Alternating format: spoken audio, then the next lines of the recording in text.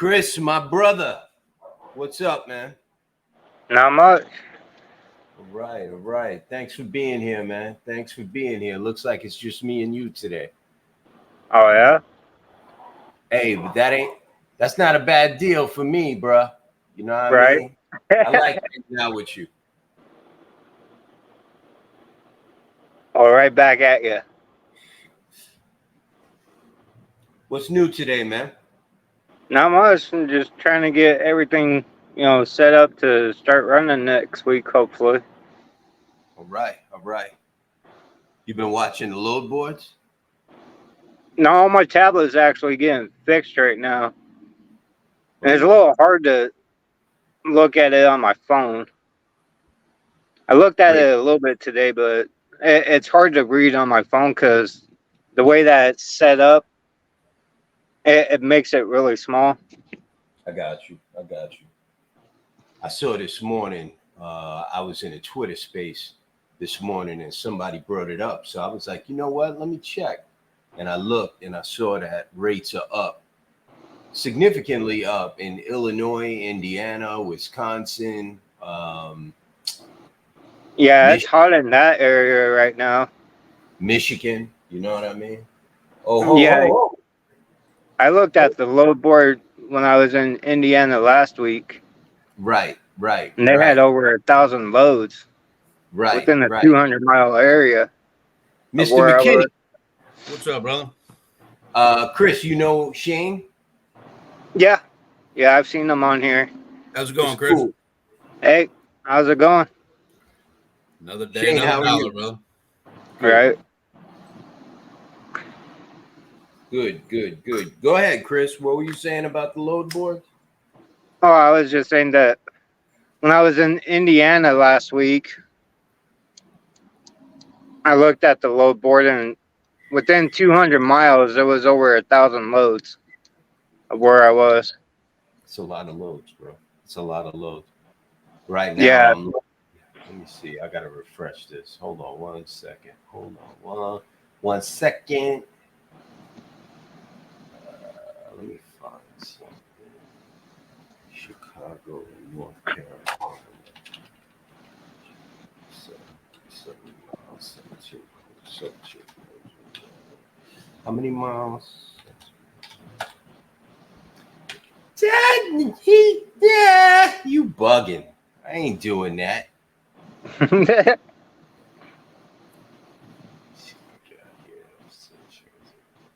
I mean, that's a little better, but nah. You know, it's like they dropped down, man. There was so many decent loads on here earlier, man. There's a Michigan to Florida for $4,000. Question is, how many stops does it got? Well, I wouldn't even call and check because it's TQL, but Well, yeah. Well, that's 15 stops, and you got to go up to California first. Hey, yo, that's for the new dudes. So Yo, here's another factor into it too is in the afternoon, like 1, 2 o'clock, the rates will jump. Oh, yeah. Trying to get them last loads covered. Yep. And then by this time they go back down because they know it ain't gonna move till tomorrow. yeah, remember when like when if you didn't get your trucks loaded by like 10 o'clock, that was it. You know what I mean? Like you didn't have no shot. Whoever didn't get loaded was done. You know what I mean? It was a fight after that, you know. Now, like this afternoon, I guess it was like 1 o'clock. I looked and I saw all these loads like 340, 344, 302, 315, you know, like just these numbers. And I was like, wow. And I looked at the clock and it was like 1 o'clock and it was a bunch of them, you know what I mean? And I was like, wow, you know, and they wasn't TQL loads, you know what I mean? They was just all up and down on DAT. I didn't check Truck Stop or anybody else because, you know, I just didn't have time. But Truck Stop actually looked a little better than DAT did today. Yeah, that's good, man. You know, it's crazy. I'm glad y'all came on because I wanted to talk about all the negativity in the group about loads, going up. I put up a post earlier today that I noticed that loads were going up, and I saw some loads at like 340, 320, shit like that. And all I got was like bile spit in my face. Oh no, you lying. Some dude said bullshit, It's just incredible how miserable some people are. You know what I mean? Like as if I got a reason to lie. Like I don't got nothing else to post, so I'm just gonna post that I saw a fictitious load for $3.44. I did exactly what I did in the Twitter space. I got my calculator out and I saw the load and I calculate, it's 344 a mile. You know what I mean? What I got a lot for? You know what I mean? That's what it Right. was. I saw a bunch of them like that. Coming out of Pennsylvania, Illinois, Indiana, Michigan, Wisconsin. You know what I mean? I'm not saying you got a 350-mile load when you roll out of bed wherever you live in the country. You know what I mean? But loads are going up. And Jamie posted up a reefer load, I think coming out of Arkansas, going to Texas. It was like $6 a mile, yo.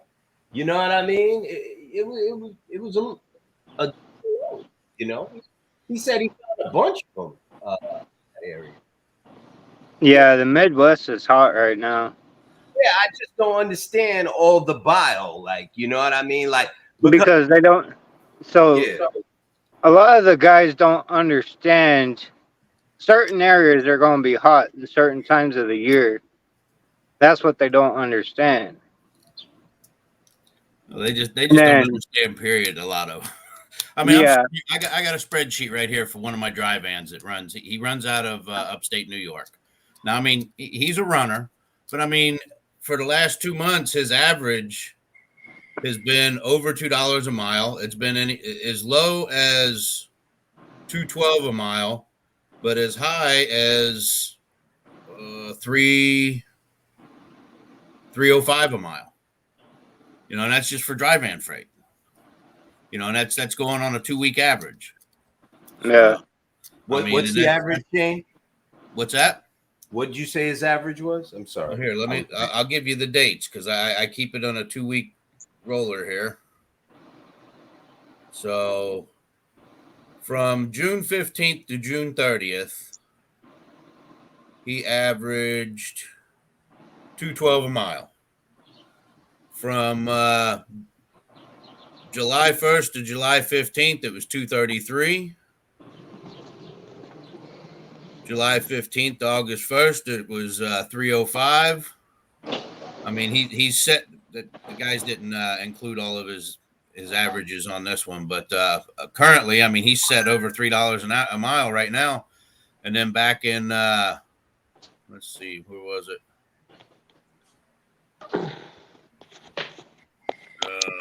I'm trying to share the screen here. So back from June 1st to June 15th was that was 302 a mile. So, I mean, that ain't bad, man. It's out there. I mean, No. the drive, a lot of it has to do with the driver too. I mean, and I catch grief for this, a lot of guys say, oh, well, we shouldn't have to run that hard. Listen, if you're away from home and you're in that damn truck, you're out there to make money. Right. So hold You should be running. on. What's running hard though, Shane? What do you mean by running hard? Is he running coast to coast? No, this is East Coast, up and Okay, down, back and forth.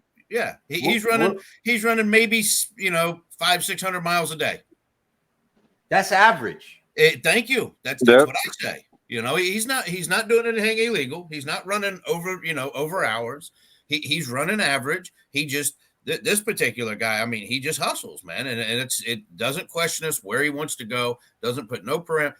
Guys don't realize that every parameter you put, whether you're dispatching yourself or you got an independent, or you hire a dispatcher to dispatch for you, every minor stipulation or criteria you put on yourself as a carrier limits your revenue, and it's going to affect your revenue, whether it be how long you'll stay out, how long I got some guys that say, oh, I only want to drive 400 miles a day. That limits you on about 3/4 of the loads coming off of the board. Right. I mean, Yeah.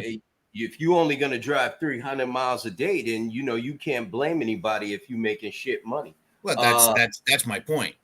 uh, Wood Capone says he took a load to Florida last week, $4,000 one stop.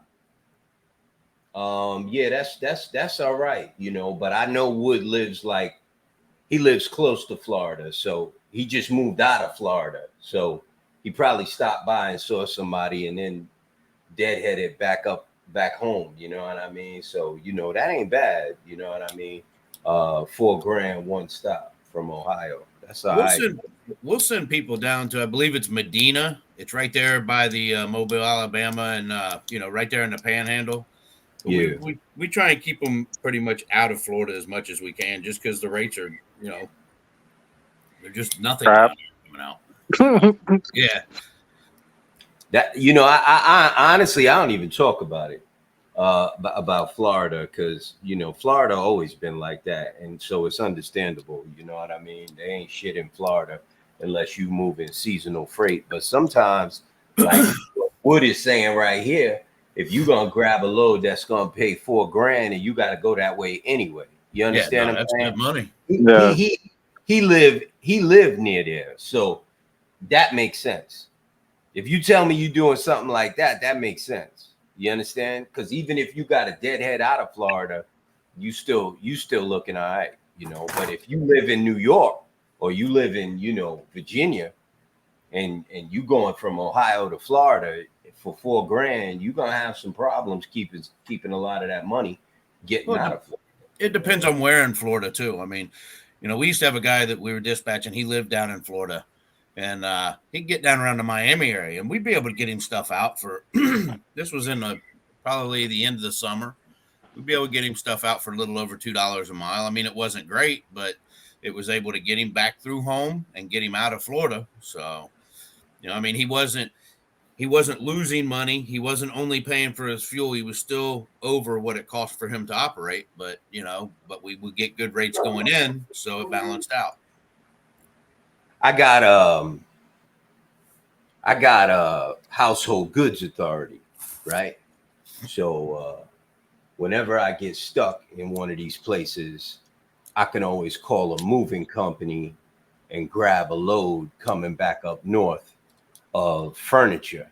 You Right. understand what I'm saying? Oh yeah. So I could load up I could put a few loads on my trailer coming back up north of household goods. You understand? So Yep. me personally, you know what, Shane? It's like one of them things. You know what I mean? If you a social media person and you just like to post to get likes on social media, that's the case. But if you're a businessman and you know how to hustle, you know what I mean? You could figure out a way. You know what I mean? Like I said, I have multiple authorities. So Right. I usually try to figure it out. Chris, what's your take on that, man? Yeah, I mean, I agree. I mean, if you're going to go into Florida, you're going to have to get enough freight to get out, unless it's seasonal, like when they're in season. There's only been one time that I went down to Florida, but I got lucky because right when I got down there is when uh was right at the end of produce season down there. So I still got $3 coming out. Nice. And I got 3 or 3.50 to go down there, so Nice. I somewhere in got there. I got some bad news for you guys. Actually, I have some good news and bad news. Which one do you want first? You It don't don't know? matter, great. I'll just pick. I like to go with the bad news first. So, FMCSA carrier data reports DOT net truck deactivations for 44 weeks consecutive. For 44 consecutive weeks, exceeds 110,000 net deactivations over that period. 110,000 MC number deactivations in the last 44 weeks. What do you think about that? It's crazy. Yeah, it's a lot, and it's getting out of control. I mean, A lot of, the good. lot of smiles drop now, huh? Well, you got to take into account too. I mean, what type of deactivations were they? I mean, were those some of Right. these predatory double broker scamming carriers going out? Was it was it some of these COVID companies that popped up? I mean, listen, when the rates were good after the pandemic, everybody and their brother that ever thought about getting an authority went out and applied for an authority. So, I mean, it's all in what type of authority was it? Was it a box truck? Was it a hot shot? Was it semi trucks? I mean, there's a lot to Right. be a lot of information left to be desired there. I mean, kind of, yeah, but really, does it matter No, I mean, when the number is that high? Does it really matter? right. 110,000. So let's say 20,000 of that. No, let's even say 40,000 of that was what you said. Yeah. Scammy double brokers, hot shots, whatever. That's still a high Still number. large numbers. I mean, that's a large number of people exiting any industry. Any industry, especially an industry as large as surface transportation. You know what I mean? That's a big number, man. That really is. That's a scary Yeah. number. Question is, how many more of those are going to go out before things start turning around a little bit? That's the question. Right. Well, indications are showing that we're at the bottom now. We pretty much teetering on the bottom of the ocean right now. Things are going to start turning around soon, hopefully, and it looks like 2024 is going to be better. That's what I hope people, so. yeah, that's what experts are saying. So I've seen the data, and it's pointing in that direction. I agree with it. Based on history and based on what the data says, but there's still other factors to take into account. Even if rates do go back up, we still have a fuel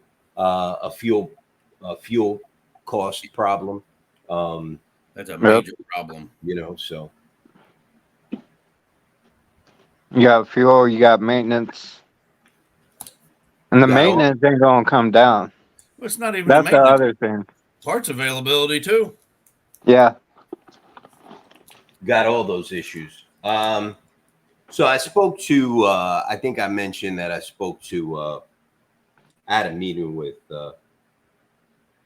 Congressman Van Drew yesterday and his people, and they are going to reintroduce HR 7517.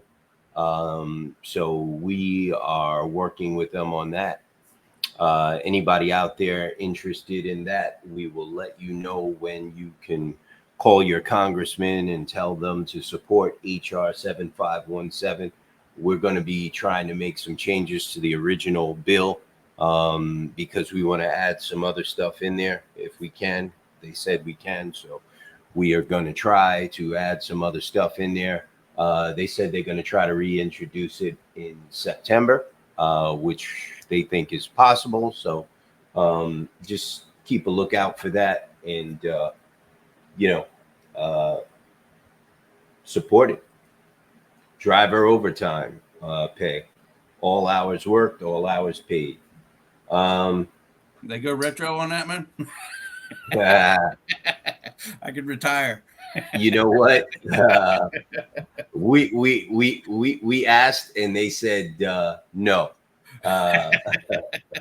They said, where are we going to get the money from? It's funny because my people always got a comeback like, oh, we know where you could get the money from. Oh, yeah. You know what I mean? In any case, S.2426 still has no support. It has one co co co-supporter, and that's pretty much it. We have another individual popping in. What's up, John? Howdy, y'all. Hey, What's up, John. John? How are you? All right, how's it going this evening, folks? All right, all right. How's everything in double broker world? I am pleased to report that we have successfully removed another member's freight guard today. Wow. However, we are still in negotiations regarding a claim that brought the freight guard on in the first place. Poor guy's got a reefer, and he's sitting on a $40,000 claim that his insurance company's denying, and they don't want him to run away from it. So we're trying to get more information off the tattletale that was in the cargo and try to match that up to the reefer data on the download and see if there actually was something wrong with his reefer. We can try to get the insurance company to pay for it instead of him. Wow. Wow. But you did get the freight guard removed? Yes, freight guard was removed as a show of good faith because I told him, I was like, look, you can't expect this guy to sit there and come up with a payment plan to pay you when you're starving his business by putting a freight guard against him. Right. Yeah. There you have it. Common sense. The national owner. Yep. Go ahead. The attorney said, I didn't think of that. It's the third time I've busted an attorney in the last 3 weeks. So, Wow. Attorneys beware. There you go. There you have it. The National Owner Operators Association does get freight guards removed. And we are proficient at it, as you can see. Thanks, John. My pleasure. Shane, you were going to say something? No. What do you, Chris, you got anything to add on that, bro? Join NOAA, get these freight guards removed if you have any. And even if you're not getting paid, I mean, we got that covered too. Freight guards are tough, man. It's bad when you see a load that you want and, you call up the broker and, you get ready to, you think you got everything in the bag and then he comes back and says, we got a problem here. I can't give you this load. You got to issue with a freight guard. You know what I mean? Like it's just bad. You know what I mean? So, I realized that. Go ahead. The problem with it is that they can just throw one out there for virtually nothing. And if, you get a carrier that's out on the road all the time, don't see the notification come through or misses it, then, now they're playing hell to try and get it. They don't even know it's there. And then when they do find it, then you play hell trying to get it removed. Well, Do you have John was saying that. the ability to replay what I said last night about these brokers getting their feelings hurt? Yeah, it's Yeah, a weapon. It's a weapon, bro. And when we decided to take this action and start this department, we realized that brokers were using freight guards like as weapons, and the TIA basically promotes that. And when we started getting them removed and fighting back, and now it's proven that we are successful at it. Like we've created a whole, thing with it. The TIA went to Congress and they got this senator to introduce this S.2426. And when you read it, they try to throw all this. I'm going to get it on the screen here. 1 second. They try to throw all this BS in there. Motor Carrier Safety Selection Standard Act of 2023. But it's all BS. It's basically government funded Carrier 411.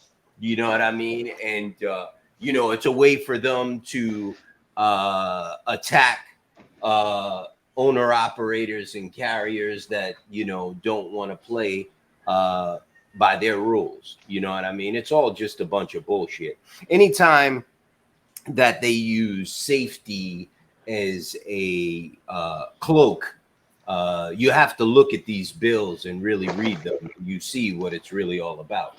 So it's important that people contact their senators and congressmen and tell them, listen, that right there is BS. And, you know, I don't want you to support it because it's BS. This Senator Deb Fisher of Nebraska, she introduced this bill for the TIA.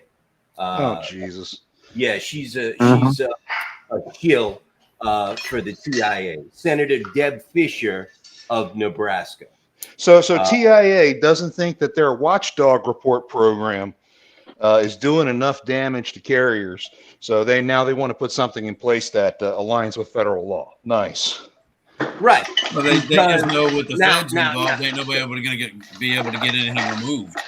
Now, mind you, don't you find it kind of curious that they basically, I don't want to say paid this senator, but basically got this senator to introduce this bill right now that we've created our broker fraud division, and we've been removing so many of these freight guards. Don't you think it's kind of curious that all of a sudden now this S.2426 Motor Carrier Safety Selection Standard Act of 2023 pops out of nowhere, just out of nowhere, no nothing. You know, I have to ask, when was this introduced?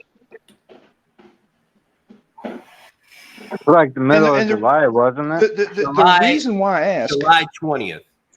Yeah. impressive. The reason why I ask is because the same gentleman that I assisted earlier with the 90 truck fleet also has a watchdog report against them, and I've been in contact with the broker about getting that removed. And of course, Watchdog is a TIA program, and I don't think they like the fact that I've got my nose in something that they control. You see, there you go. That's another issue, and I'm glad that you brought that up. I'm gonna make a note of that, and if you could, John, when we get done here, if you could email me that information, that's going to be very handy for this S.2426 argument that I've been having. Yeah, I've got to pull my file on it. Yeah. Thank you. Yeah. Also, this bill, S.2426, has one co-sponsor. That's this joker in Idaho, Chris. That's your guy. Senator Mike Crapo of Idaho. He's the joker that co-sponsored it. I don't know, maybe they met in the yard or in the mess hall in Congress, and they decided to join. No. They met in the mess hall TIA. Come on, they're right down the street from each other. Yeah. You know what? You might be right. So anybody who lives in Idaho, besides Chris, your Senator Mike Crapo, he supports government-funded Carrier 411. So I know Chris, you tried to contact him, right? Yeah, and I never got a response from him. Right, he's or hiding his from team. you. They're hiding from you. And his team didn't appreciate me calling them crapo either. Oh, they corrected you? Yeah. I told him. I'm so sorry. It's how it's spelled. That's how it's spelled. It's not hyphenated. It looks like crapo to me. Yeah. Yeah, it's crapo. It's pronounced crapo. I'm like, okay, well, forgive me, my lord. I mean, I sounded it out just like it's spelled. So, yeah, hey, whatever. It is what it is, man. This bill is garbage. It is what it is, and if you Oh, are, apparently my wife went to school with him. well, ask her what her problem is. What? Yeah, your wife's dad went to school with him. Oh, her dad went to school with him. Oh, okay, yeah, because this guy's like, he went to school with Jesus, crapo. I just found that out. This guy's older than dust, bro. Hey, isn't he the inventor of the modern toilet? I like that one. Yeah. But in any case, on a serious note, this guy is the only co-sponsor on this garbage bill. This S.2426. You've got senators in Nebraska and senators in Idaho. If you're watching this or listening later, please get on the horn, give these guys a call, tell them you don't support this, and ask them why they do. If you I get a want to carrier, point something else out. So go if ahead. you look at this bill, it's very vague. They don't really describe what they're actually asking for either.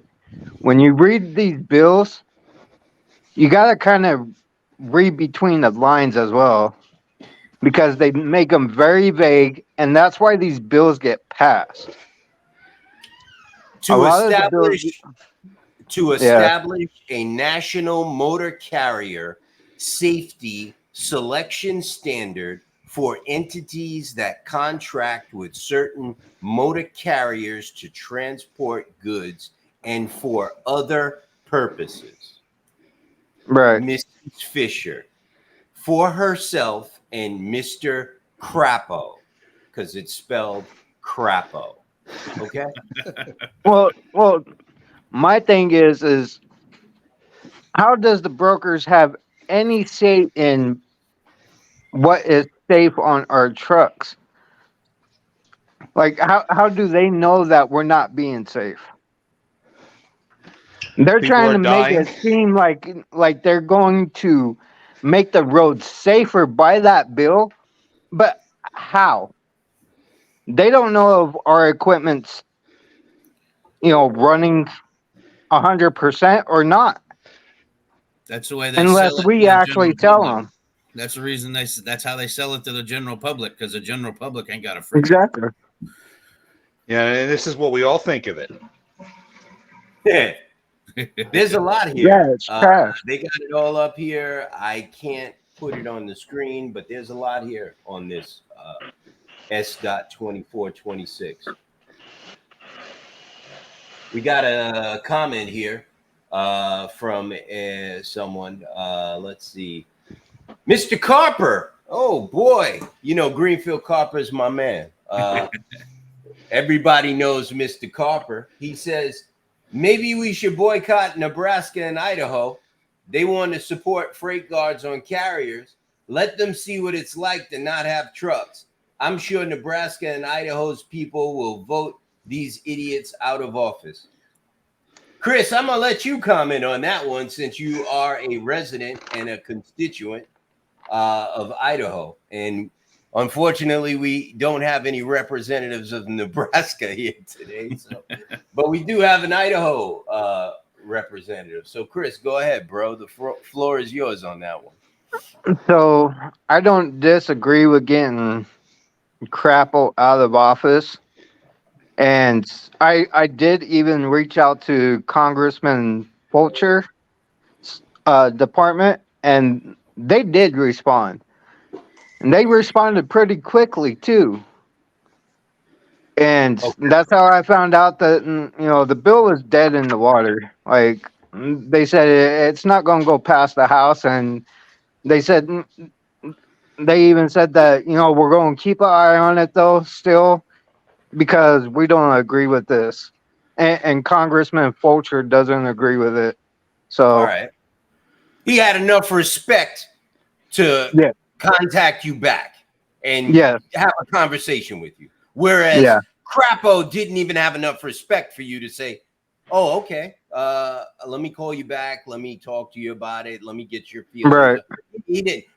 And I could tell you why, but I'm not going to say it here live. Oh, I know why, too.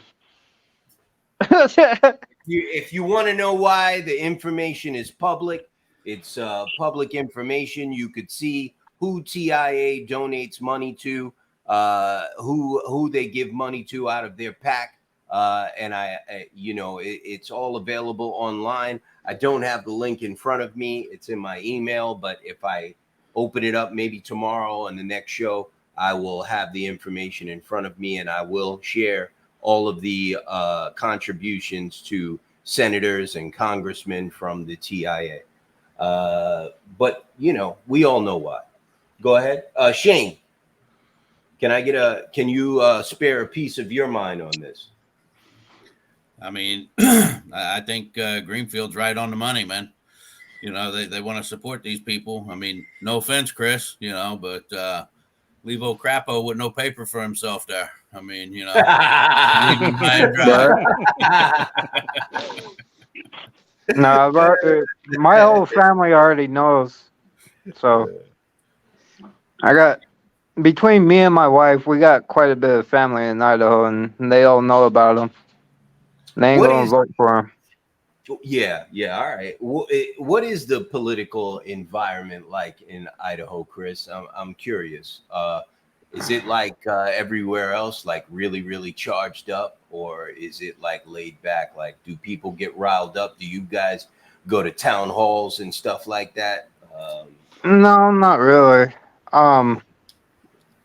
And to be honest, I can't even vote. I'm an ex-felon, so I can't even vote. So I don't even really get into it.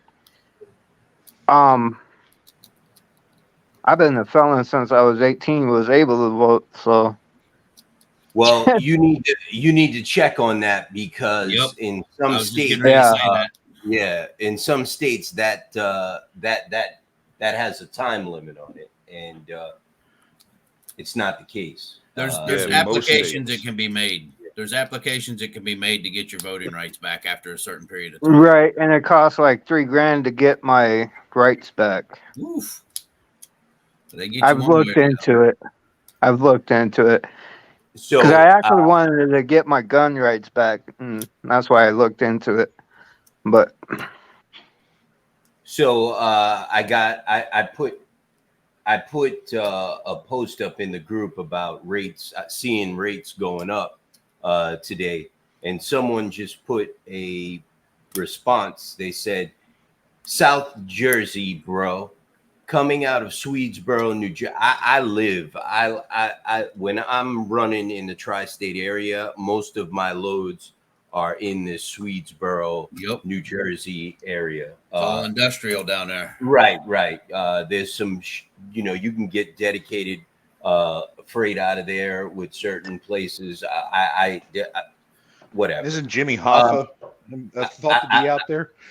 I don't know. That's by Giant Stadium, bro. Yeah. That's in that's by the, where is that? The Meadowlands. Right.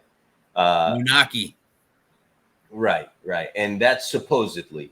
Now, he says coming out of Swedesboro, New Jersey, up to Allentown, PA area. They have water loads coming from Allentown to Jersey. Out of Nestle. 89 miles. LOL. I'm doing them back to back. LOL.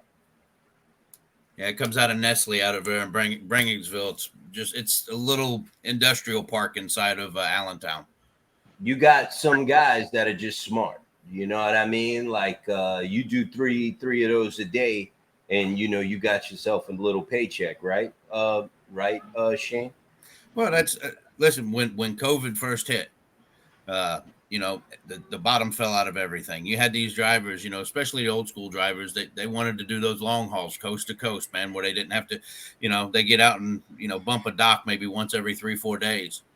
Well, the rates for those they dropped considerably. I mean, used to before the pandemic, you had reefer freight paid probably about the highest. Your flatbed was in the middle and dry van was on the bottom. Well, when COVID hit, it did a 180-degree switch, man. Reefer was on the bottom, flatbed was still in the middle, but dry van was picking some good rates. But the thing was, you couldn't get the good rates on the long hauls. You were still getting under $2 a mile going coast to coast. So a lot of our guys, they didn't like it, but in order to switch it up was, we would give, I mean, I remember I had a 69-mile run for one of the guys. He was a flatbedder, and it was paying, I want to say it was like $500 for 69 miles. And I had 3 of them within one day for him. And he couldn't believe it. He's like, man, he goes, because he was making good. He was still keeping at his rates, and he was seeing the stuff that was going cross country. And he was one of the ones that was, griping because he had to do more than one stop every 3 days. But he was, he was able to see that revenue continue. I hear you. I bring this guy Darren Johnson's post up because I put that post in the group, and this guy Byron Tabar, he posted where ? New Jersey rates are still horrible. And it's like, bro, if you've been doing this 2 weeks, New Jersey rates are very bad for you. You know what I mean? This is the worst. You made a bad choice in your life, But guys like this guy, Darren Johnson, you know what I mean? He knows how to do this. He knows how to do this. You know what I mean? There's freight out there that you can make a living on. You know what I mean? You just got to find it. You got to know where to look, Well, it's about adapting too. I mean, you gotta get out of your comfort zone. It's like I said before, all these parameters, these guys get complacent with how they want to run. I don't want to run this state. I don't want to run that state. I only want to be here. I only want to go this amount of miles. There's 30-mile-per-hour winds out. I got to park my truck. I mean, I've heard it all, man. I had one tell me they had to pull over because the sun was too bright, and I'm like, you got to be kidding me, But at the end of the week, they want to look at you and say, oh, you didn't generate me enough revenue. Well, listen, you didn't leave me much of an opportunity to, know? Right. Chris, somebody said that's been changed in some places, that law that prohibits you from voting because you're a felon. I know that was a big issue a couple of years ago. I remember that lady got arrested and charged, I believe it was in Texas, for voting. Something like that. You got to check, bro. There's a statute of limitations or something on that, but you should really check on that. I know there's a statute of limitation on it. It's 7 years. If you go 7 years without, another crime, you can apply to get your rights back. And there's stipulations to that as well. It depends on the charges. It depends on how many charges as well. And when I looked into it, you actually have to hire a lawyer to file the paperwork with the courts, with the Supreme Court, and the minimum was going to be $3,000. Chris, man, just go down there like you're going to vote Democrat, and they'll do it for you. Right. Yeah, I don't know about $3,000. And that was about 7 years ago that I looked into it. So that lawyer fee's probably more like $4,000 or $5,000 right now to start.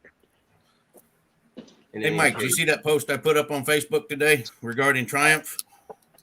I did, and we are going to get into that. Give me 1 second. 1 second. 1 second. Let me find it. There's a lot of posts today. 1 second, brother. John. All right.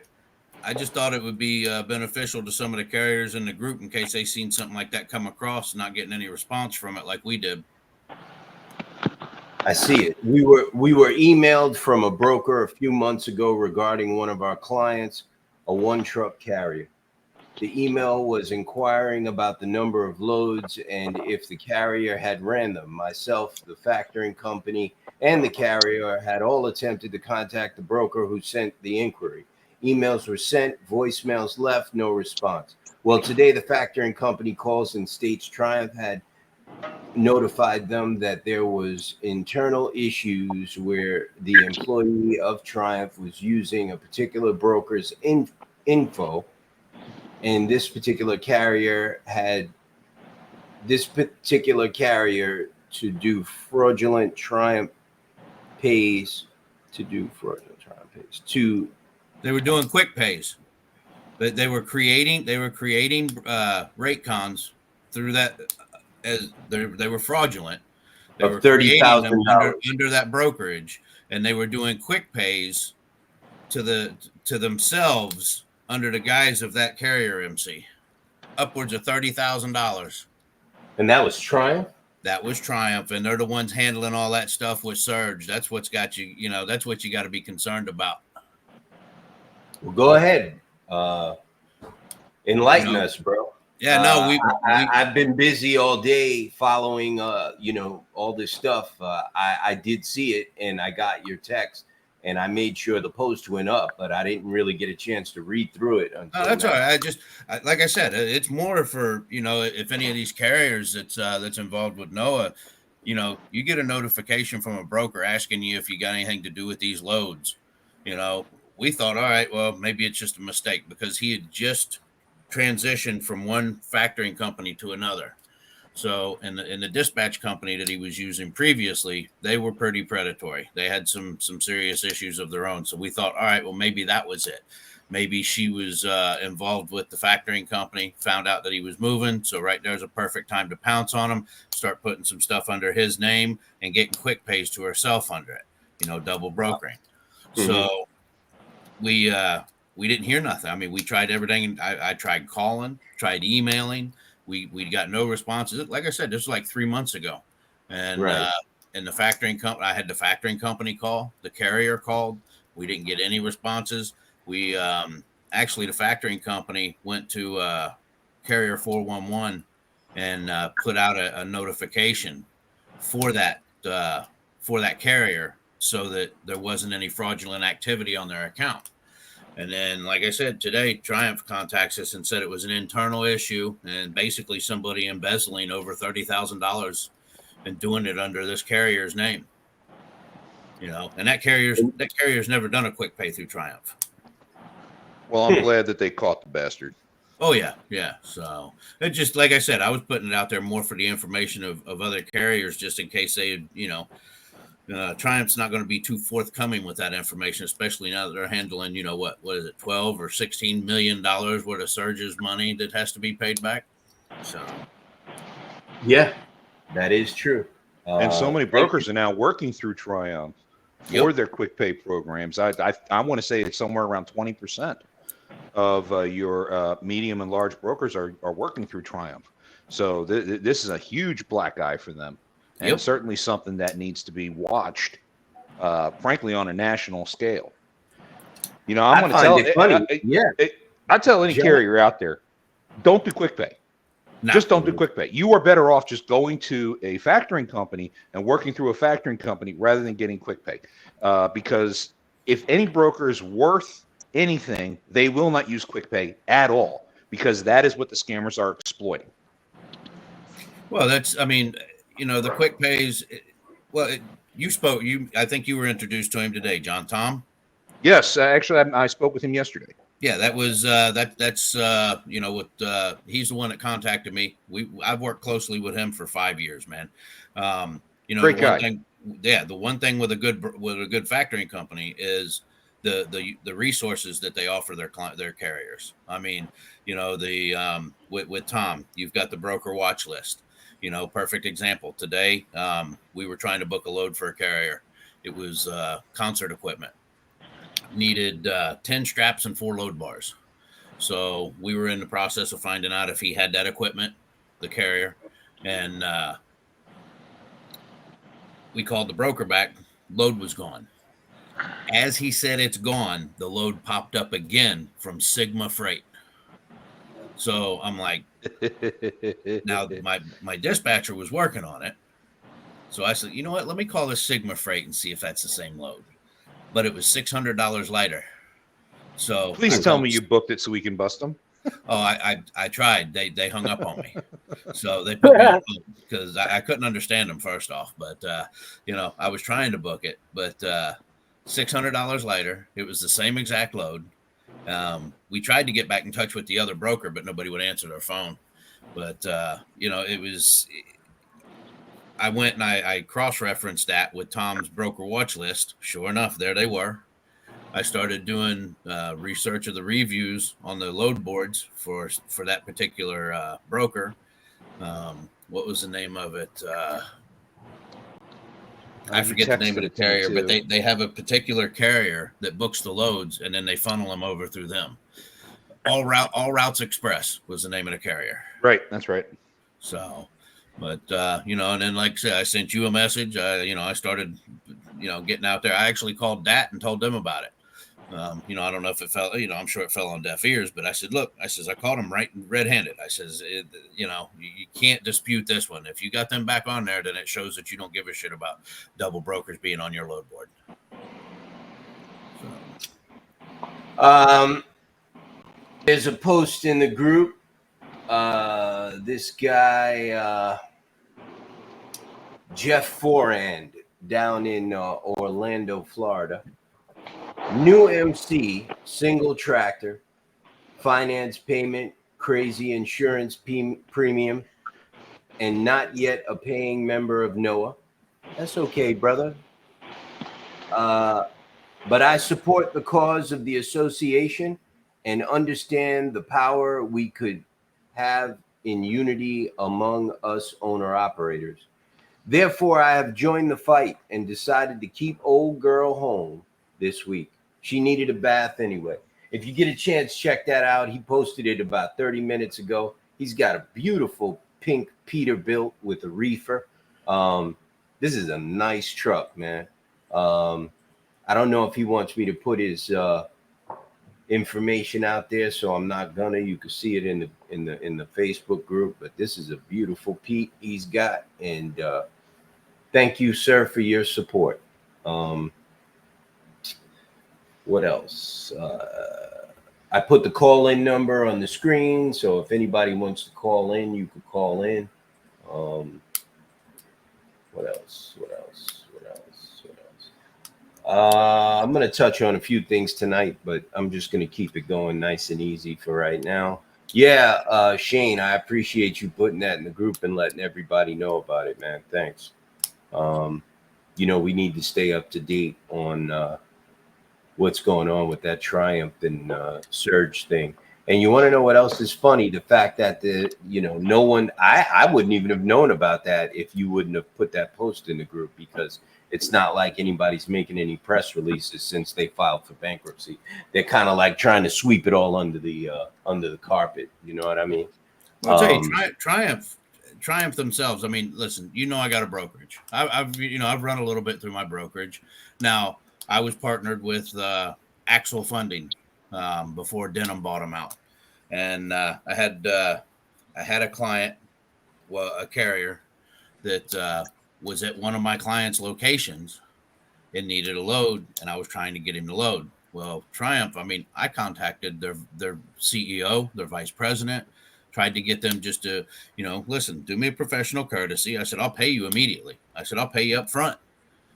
Just extend me the credit, being that I'm a new, because Axel didn't have approval through them.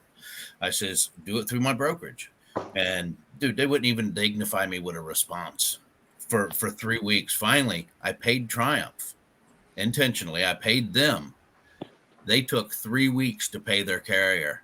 They kept telling their carrier they didn't have it. I sent their carrier the receipt from me paying them. And they kept jerking their carrier around. They're too big. They don't have no interest in customer service or customer loyalty. I personally see some of the issues with TAFs and some of these others. Oh, TAFs is absolutely. TAFs is single-handedly the worst out there. Listen, there's stories with TAFs where a new carrier, they'll contact them from the new registries list, and the new carrier will ask them, say, listen, I need, I want to get a copy of your terms and conditions. Okay, we're going to send it over to you. You sign this paper and send us a copy of your driver's license. As soon as they do that, they're in contract. Boom. They don't even know what they signed. I personally use LoadX on both sides. I use LoadX for my freight broker, and I use LoadX for my carrier. So the National Owner Operators Association uses LoadX. LoadX is incredible. I've been using them for a minute now, and I submit invoices and my money's in my account. Not one problem. They are more expensive than other, I don't know. I don't know what you call these factoring companies that everybody uses. I don't use them just because everyone else uses them, so I stay away.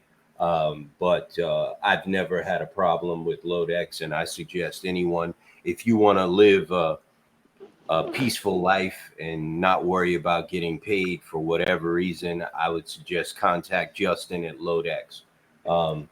I use LoadX. I don't think about it. You mentioned the rates, that they're not cheap as it's some more of the expensive. Yeah, so no, I don't care. See, not really, because if you look at some of these ones that have these cut rate rates, if you look at all the fine print and all the extra surcharges and all the tiered pricing, if they're not paid within 30 days, they can back charge you for 2%. It actually equals out more than what the ones that are transparent and cut and dry. I mean, I don't know what you're paying, probably 3.5, maybe even 4%, but it's still cheaper than what these guys that say they're only 1.5%, but then add all these extra fees onto it, your processing fees, the tiered pricing. I mean, these guys are ending up, they're extorting the money, and the carriers don't even realize that they're doing it. That's why I got rid of RTS. Yeah. Yeah, I'm paying more, definitely, but to me, it's the best move I've made in a long time. I don't care. You know what I mean? Listen, if it would have been crazy more, I would have been like, yeah, that's too much. But for the extra percent, it's a no-brainer to me. You know what I mean? To me, some people, Peace of mind. believe me, I've been yelled at because of. 0.5% was too high to some people to pay to get their money. Like how could you charge that? I could go here and get it done. 0.5%. So, I understand some people are just totally against paying anything, but I've used a ton of different factoring companies and they're all nightmares. And I use LoadX now, and I hope everything. I can appreciate what you're saying about LoadX. I'll be honest; I'd really like to investigate Tom and his outfit a little bit more. I liked everything he had to say. I'd like to think, as a fellow veteran, he trying to be a straight shooter with the kind of stuff we did. But he did seem like a very pleasant guy. Seemed to be quite honest in what he was trying to do. But I mean, the point is, there are good factoring companies out there. There are those that actually do look out for their carrier clients and try to do the right thing by them, And I imagine all the crappy ones that are out there started that way. They just got too big and too greedy. Yep. That's what it all turns into. It's all about greed. I contacted Denim. They just ain't for me, bro. I can't use Denim. I don't know, Shane.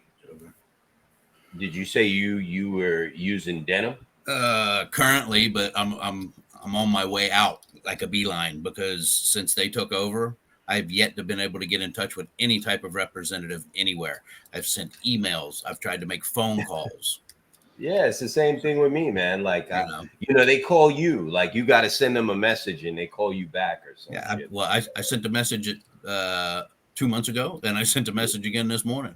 I want my terms and conditions. That way, because I don't know if they changed them when they took over from Axel.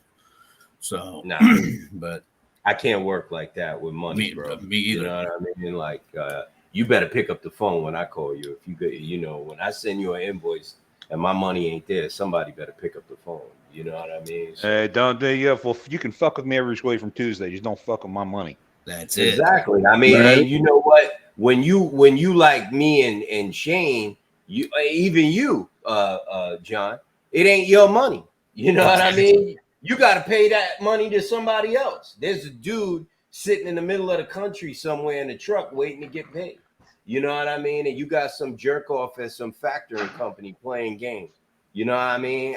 Nah, B, I had to threaten these cats on more than one occasion, man. It is. Hey what guys, it I'll is. be back in just a second. I just got to take care of something real quick. Do your thing, Shane. Let me know when you're back. Yeah, so I want to touch on something here. John, you got anything you want to add before I move on?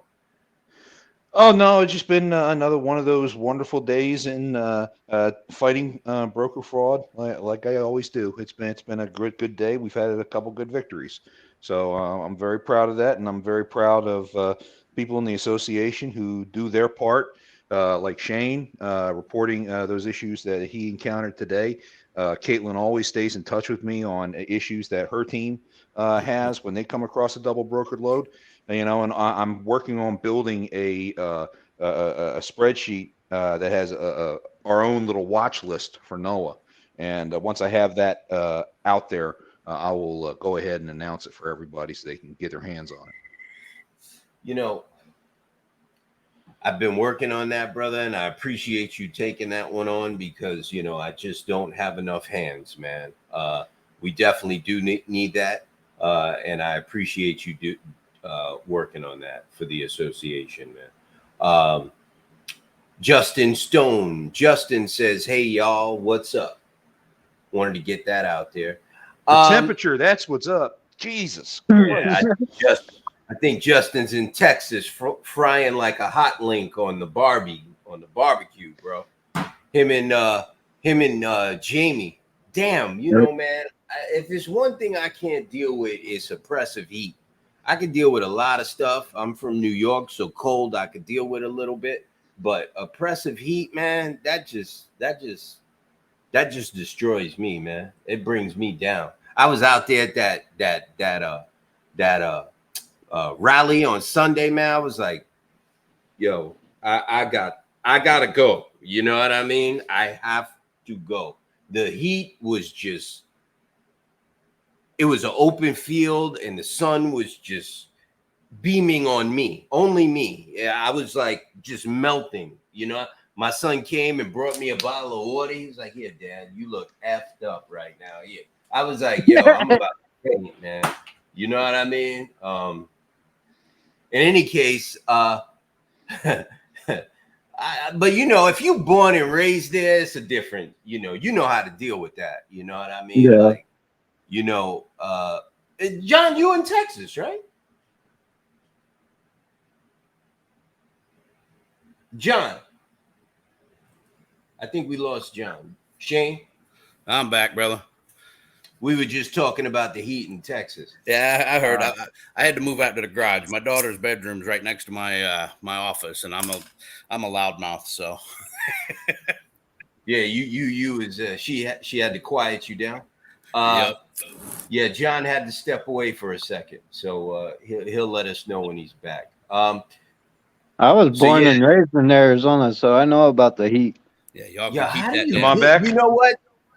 That's even worse, man. How do you deal with Arizona, bro? You get used to Am I it. back in? Oh You yeah, back. John, you in Texas, right? No. I'm Pensacola. I lived in Texas about 20 years ago. I remember the last year I was in Texas. What was it, 2003? The temperature was in the 90s 11 months out of the year. Damn. He said It was so bad. Oh, I'm sorry. It was so bad. I was at Lackland Air Force Base. That's the training base for the Air Force. And as an officer in one of the training groups, you sometimes have to rotate through and preside over the basic trainees parade that they do every week. So I was the quote unquote officer of the day for this one thing. It was the middle of the freaking summer. And of course, I'm decked out in my service uniform, you know. Oh my God. I thought my feet were going to freaking explode. So I'm wearing those polished black shoes, and the sun is just beating down on those damn things. And I swear to God, my feet were on fire. The tops of my feet were blistered. It was so god dang hot. Oh my God. Oh my God. I hated that shit. Yeah. So I went out to Arizona for a training one time, and I'm no small guy, man. I mean, I'm a large mammal. I ain't gonna bullshit nobody. When it gets hot out, I start melting, man. Let me tell you, I come out of the hotel room out there. They say dry heat. Yeah, tell that to my wet clothes, man, because it would suck the breath out of you. It was so hot out there. No, I'm ready to go home. He said you could fry an egg on a rock around here. Yep. That used to be a very fun pastime back in the 70s when we were little kids. In any case, I want to touch on some stuff. It's probably going to be boring, but you know, I've been getting a lot of comments about the association and what we do and how we do it, and all this and all that. And, who do we think we are? And, you guys aren't making a difference. And, we're just here to take money from people and capitalize. One lady went in on me yesterday. I don't know if anybody's seen it. I'm going to start saving some of these posts and messages and, putting them in here so we can talk about them later, because I personally think some of these things are fucking funny, man. I don't mean to curse, but they just are hysterical. This lady contacted me back in May asking me to help her get insurance. She said she was losing her insurance and she wanted me to help her get insurance, So I put her in touch with Dan. She sent me a phone number, everything. I just sent everything to Dan. You know what I mean? In any case, she put a post in the group yesterday and she basically called me stupid, right? She said, I remember it because it was such an offensive post. She said, you talk like your account got hacked. She said, you talk and you write like your account got hacked. Like basically calling me some ghetto piece of trash, right? She said, I would never follow you. I can't believe you got a group with 40,000 people in it. Oh, and I'm like, I said, wow, this lady really can't stand me, right? So I clicked on her name and checked it out, and I saw that she contacted me back in May. And she was all nice. She was like, she actually said it. She said, you sound like a nice guy, and I need help. She sent me her number and her personal phone number, and she sent me a time to contact her and everything. And all these months later, she wrote this like 2-paragraph long post in the group, just totally destroying me, and that's one of the many things she said. She said that I'm just here taking money from people, you know what I mean? And I've been thinking about what she said, like about me and the association since yesterday. And, it's too bad I kicked her out, but, I just wanted to, touch on some things about that, because I don't know if everybody remembers this, like, how we actually got started, you know what I mean? And 1 second, let me get all this plug out of here. You know what I mean?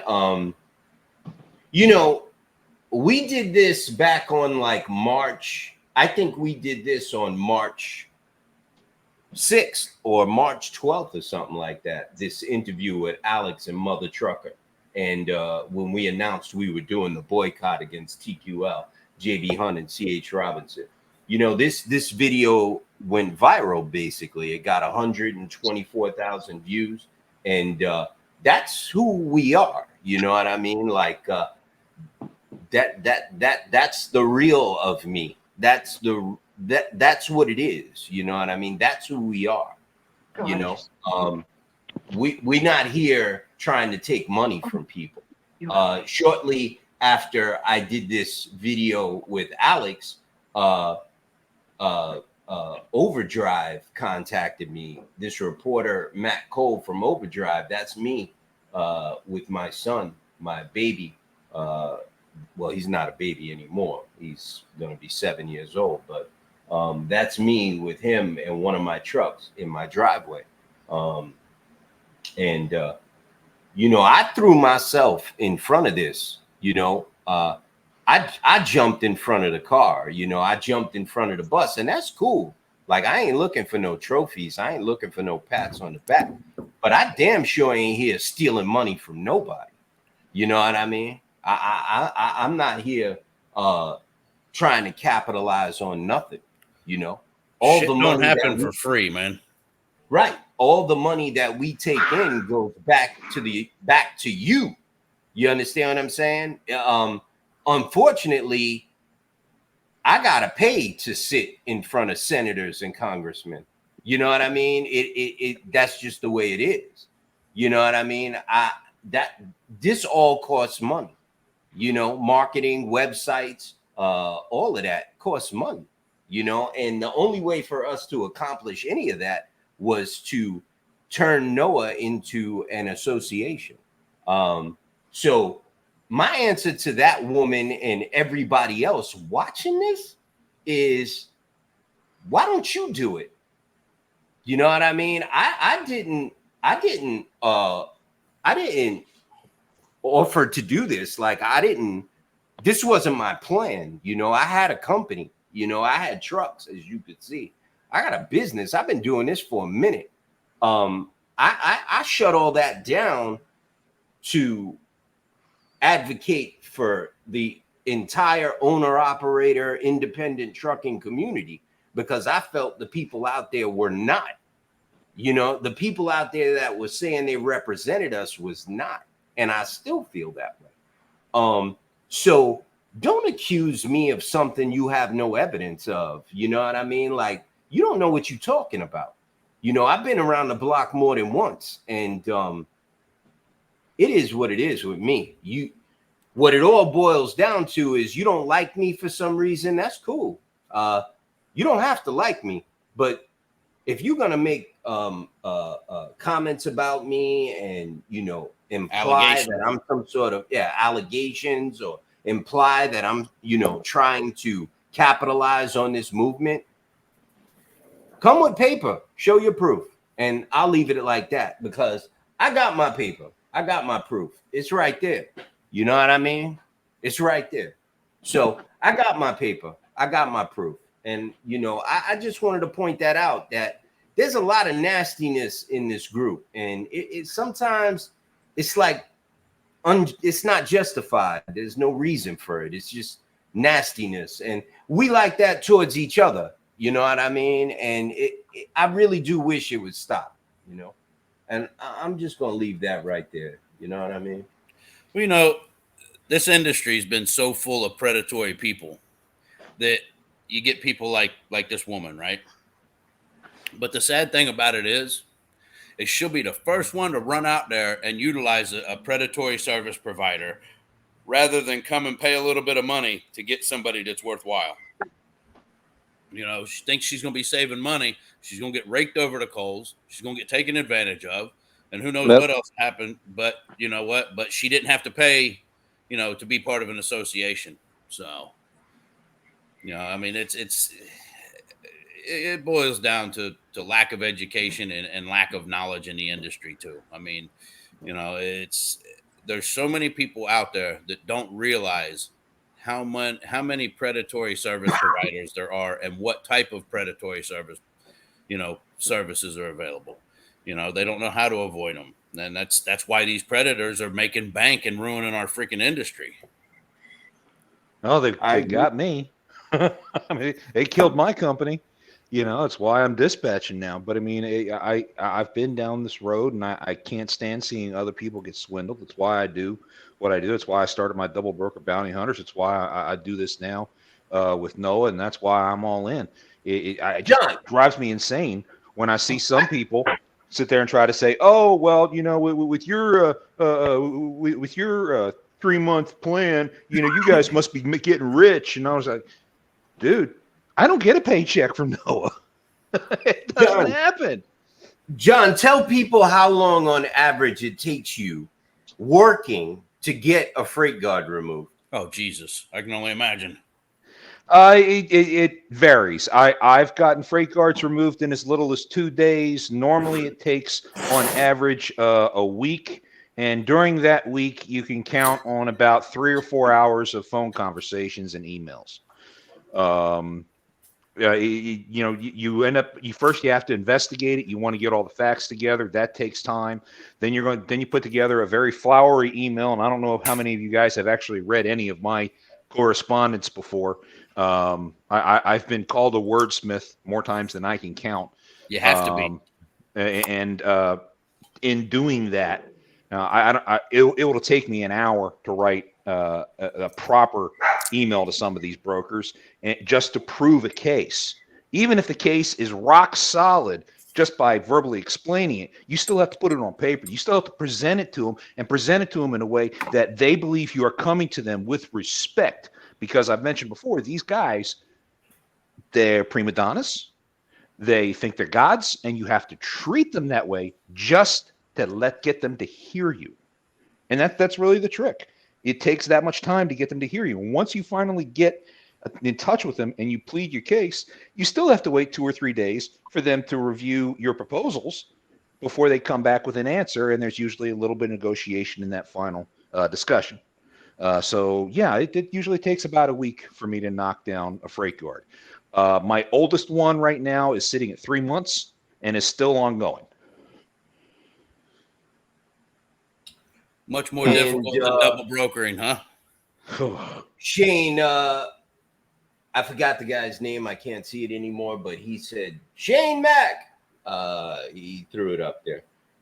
Carmen is in the house. So yeah, Carmen is here. Carmen, you're getting the mic. She actually going to come in and say hi to us? I gotta send Carmen an invite. It's not like Twitter. Hold on.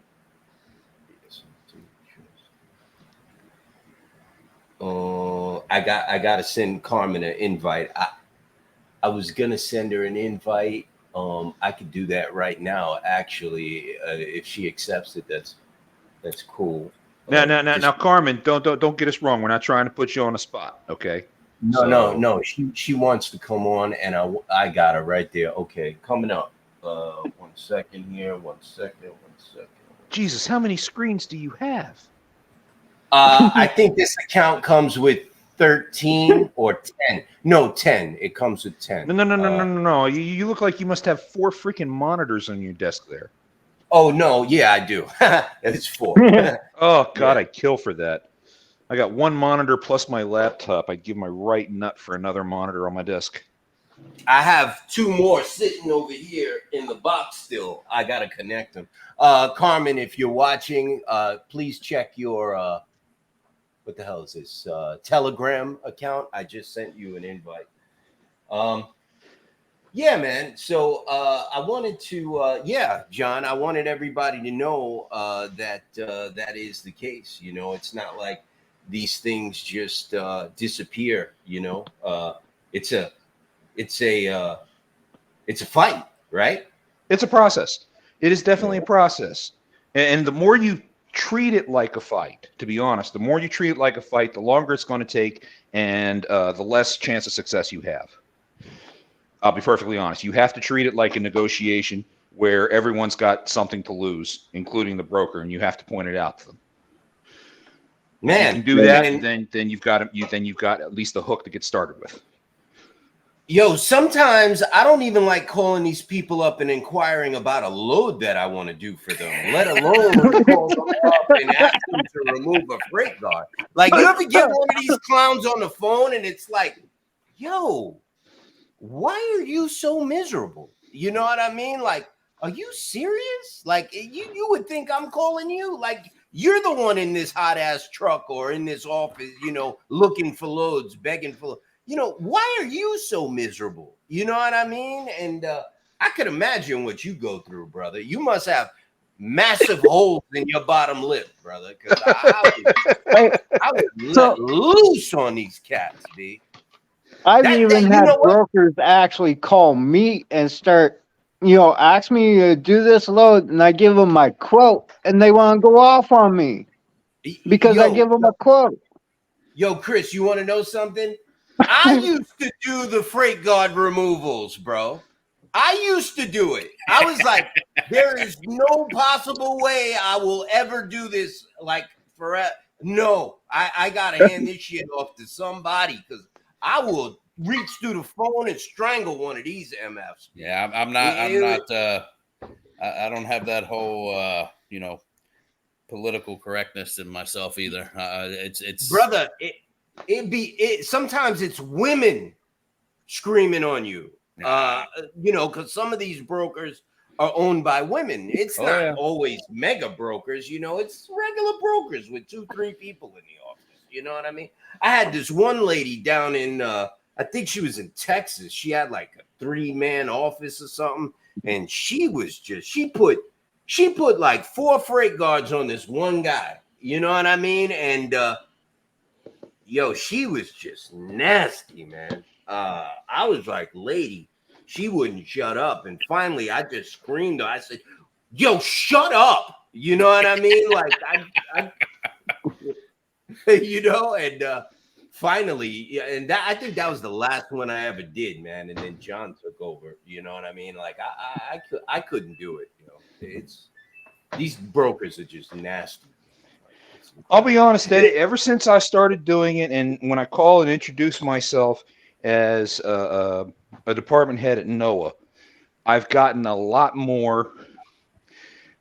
deeper in on a first call than I usually do. So they are recognizing us. They are recognizing us. So that credibility is definitely there, and it is making it somewhat easier. Only somewhat, let me tell you. So somebody says that's what John is. That's why John is the perfect guy for those. I don't know. Is that a compliment, John? I think that's a compliment. It's a compliment or a curse. The compliment is the fact that, hey guys, I do charge for this. Okay, it is considered a premium service. I am open. I'm very open about that. But no, I'm happy to do it. If I can help a carrier survive another day, then I sleep well at night. What do you charge for the freight guards, John?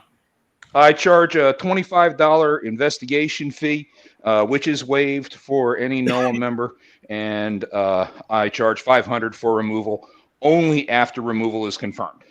Okay. I don't charge for my time. I don't charge for my time if I fail. Honestly, that's fair. No, that is fair. That's more than fair. If you try to hire a lawyer to do the same thing, you're going to pay a minimum $1,000 retainer. At least. And their time. So odds are you're going to pay at least $2,000, sometimes $3,000, and there's no guarantee of success. And they get paid regardless. Yep. Yeah. I am not here to get rich off of this stuff, folks. I'm here to help you. Do you know? Yeah, exactly. Shane, do you know Khalid Poteet? Yeah. I was on. He runs one of the dispatcher pages. I was on a live with him. Okay, he says hello. What's up? Yeah, he's watching. I saw him posting. Yeah, they do a lot of marketing. They do dispatch masters. They've done. I've heard of them. Yeah, they do some training. Calais asked me to be on one of their lives. We did probably about an hour-long session. So, good people over there. I'm not Cajun. I don't do curses. Laughing my ass off. Everybody loves them some Carmen love. I sent Carmen a invite, so whenever she comes, we will put her on. I'm waiting. Listen, I think we're doing well. Everything is progressing and moving forward. I should have some information soon on that NOAA fuel card that should be coming soon. We're waiting for the actual physical fuel cards right now. They're printing them up. What else is new? Yeah, that's what I got. I mean, you know, uh, Those fuel cards take a while to get processed too. I mean, it's for you guys to get it done so quick. That's monumental. Yeah, I mean they're really we put together a team. Like there's a whole team of people involved with this fuel card program. It's a decent program. Um, it's not just a fuel card. It's also a tire program and a PM program, a nationwide PM service program. So in my opinion, it's a handy tool to have in your wallet if you're out here in a truck. It's definitely going to come in handy. And the tire savings are 53, anywhere between 52 and 53%. So it's pretty decent. We've got another comment here. Glad to have you, Shane. #1 viewed live stream in the group. Definitely a pleasure. And Shane, Thank you're a you, celebrity. You're a celebrity, Shane. Right? I thought that was Jen. Oh, okay. Someone else took the title from her. Hey, Jen, if you're watching, you got to get back on the ball here, honey. Uh-oh. Jennifer is a celebrity. Everybody likes Jennifer. Let me see what else. Now you know what it is I try to network with with like-minded people. I mean, Calais over there, they're trying to do something for the trucking industry as well. It's all a lot of it's educational, and that's what I've been. That's the whole reason I started my company, was to inform people and educate them. Like I've said many times before, I started out as a broker agent and realized that just wasn't the main course to be able to assist. So that's when I started the dispatch company, and that I've been able to help hundreds of carriers. I mean, and those some of them probably I got one carrier, two of them actually been with us like 2.5, 3 years. Congratulations, dude. No intentions of going nowhere. I mean, and like I was just reading the numbers off to earlier. I mean, we're keeping him, I think the lowest average was 212 a mile, upwards of over 3 a mile, dry van right now. He's hitting some decent numbers. I mean, for 2 weeks, I think here in the last month and a half, his highest was right at 14,000. So I mean, that's in this market, that's damn good, But I mean, that's somebody that listens to us, doesn't put criteria on us, and just allows us to do what we need to do and keep them running. Once you start wanting to micromanage and all of that, you come to us for a reason, and that's to maximize your revenue. Let us do our job, and that's we're good at what we do. Like I've said before, between me and my top 2 dispatchers, we got over 100 years in the industry. So I mean, it's you're not dealing with somebody that doesn't know what they're doing. I mean, on the live here a couple weeks ago, or week and a half ago, this guy that's pulling this revenue, he had a breakdown, it's DEF, but we found him repair shops, we got him squared away, and he was able to keep moving, never lost a load. I mean, it's teamwork. There's times when I may not have to get involved. There's times when I'm involved every part of the day. So you see this guy, posted in this group this load he got yesterday for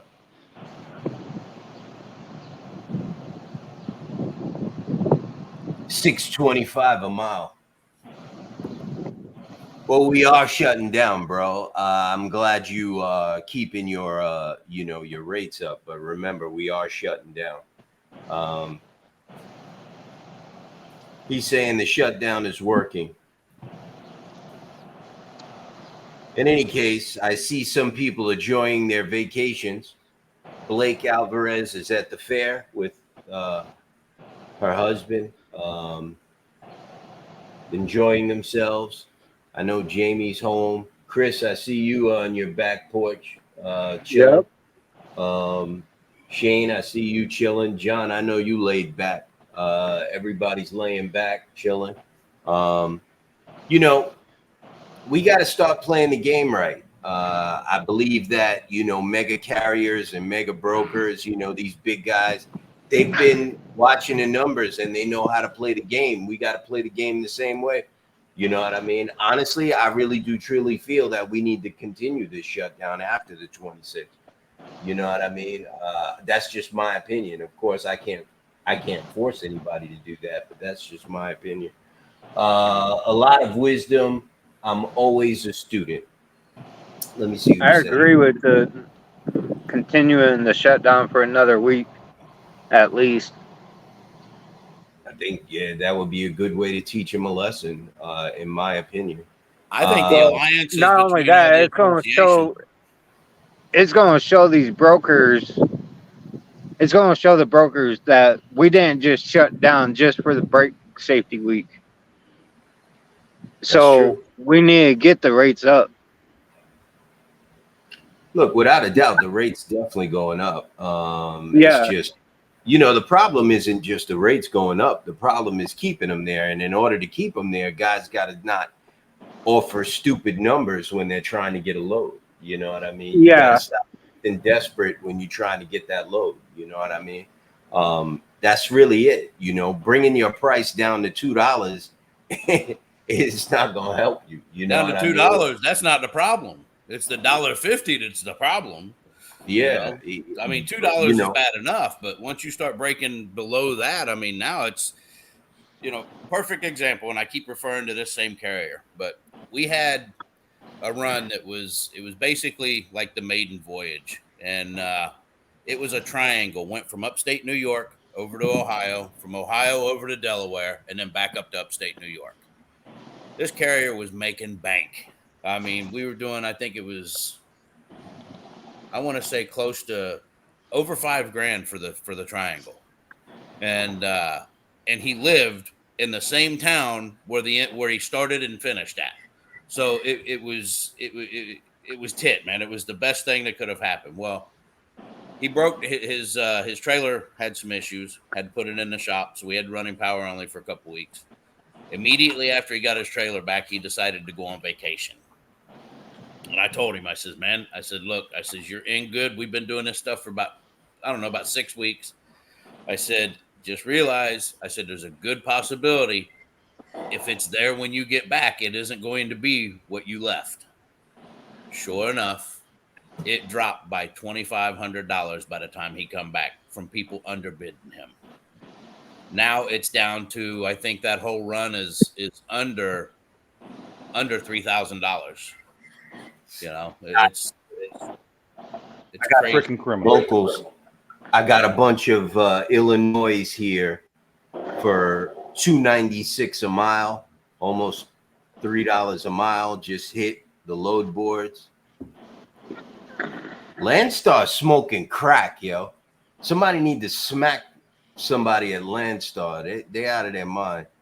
Well, all the triple. Oh, they've been out of their mind for years. What is this? Axle.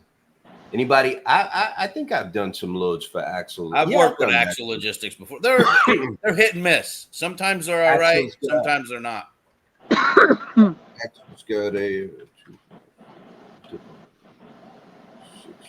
What you got there, Chris? A Mickey's? You got a Michigan. Check it. Michigan and North Carolina, $3.30 a mile. Nice. Axle Logistics.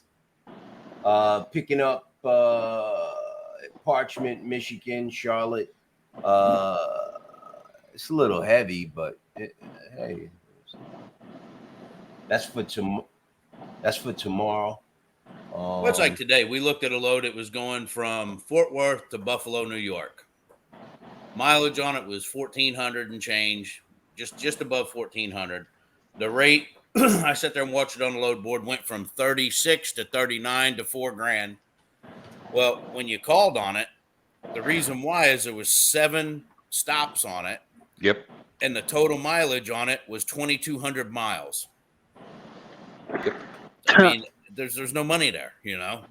Nope. You got a $4,000 load going from Michigan to Texas. Stupid ass Circle. Wasn't I just talking about Circle, or was that? Yeah, you were talking about him last night. Yeah. I'm not even gonna bring that up. Circle was a joke. Yeah, they're calling. I was doing loads with them last year, but They're just as bad as TQL. I wouldn't go that far. When they first started, I wouldn't go that far, but they first, you know, a couple years ago, they weren't so bad. Yeah. Yo, is anybody carrying loads for JB Hunt? No. Absolute fucking joke. If anybody is pulling any JB Hunt trailers, Let me tell you something. I worked for them for 5 months. You should question your life choices, bro. Because I worked for them for 5 months. That's 5 months of my life I'll never get back. JB Hunt is a fucking.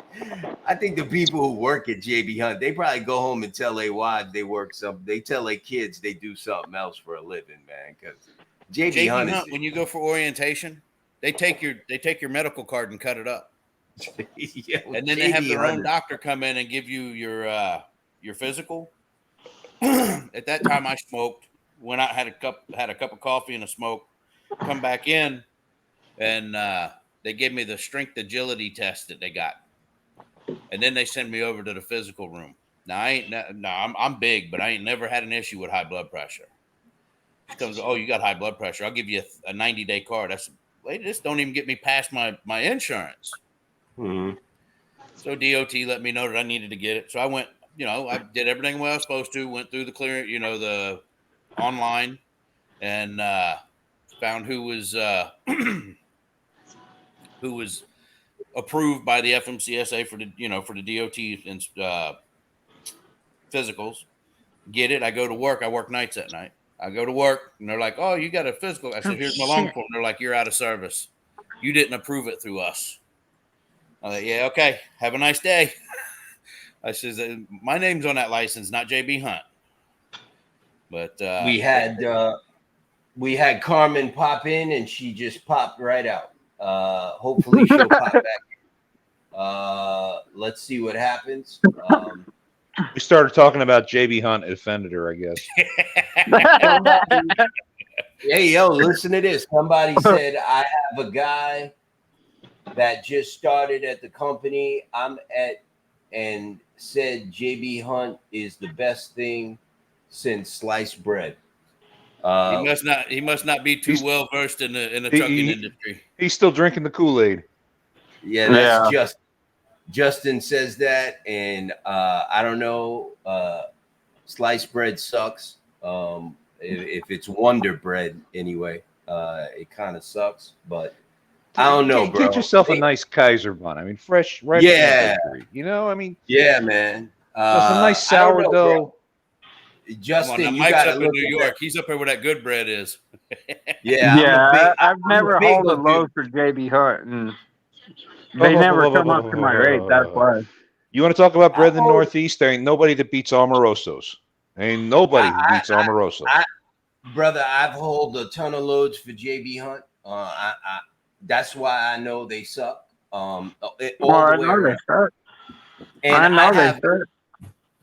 I have inside information on JB Hunt's 360 program.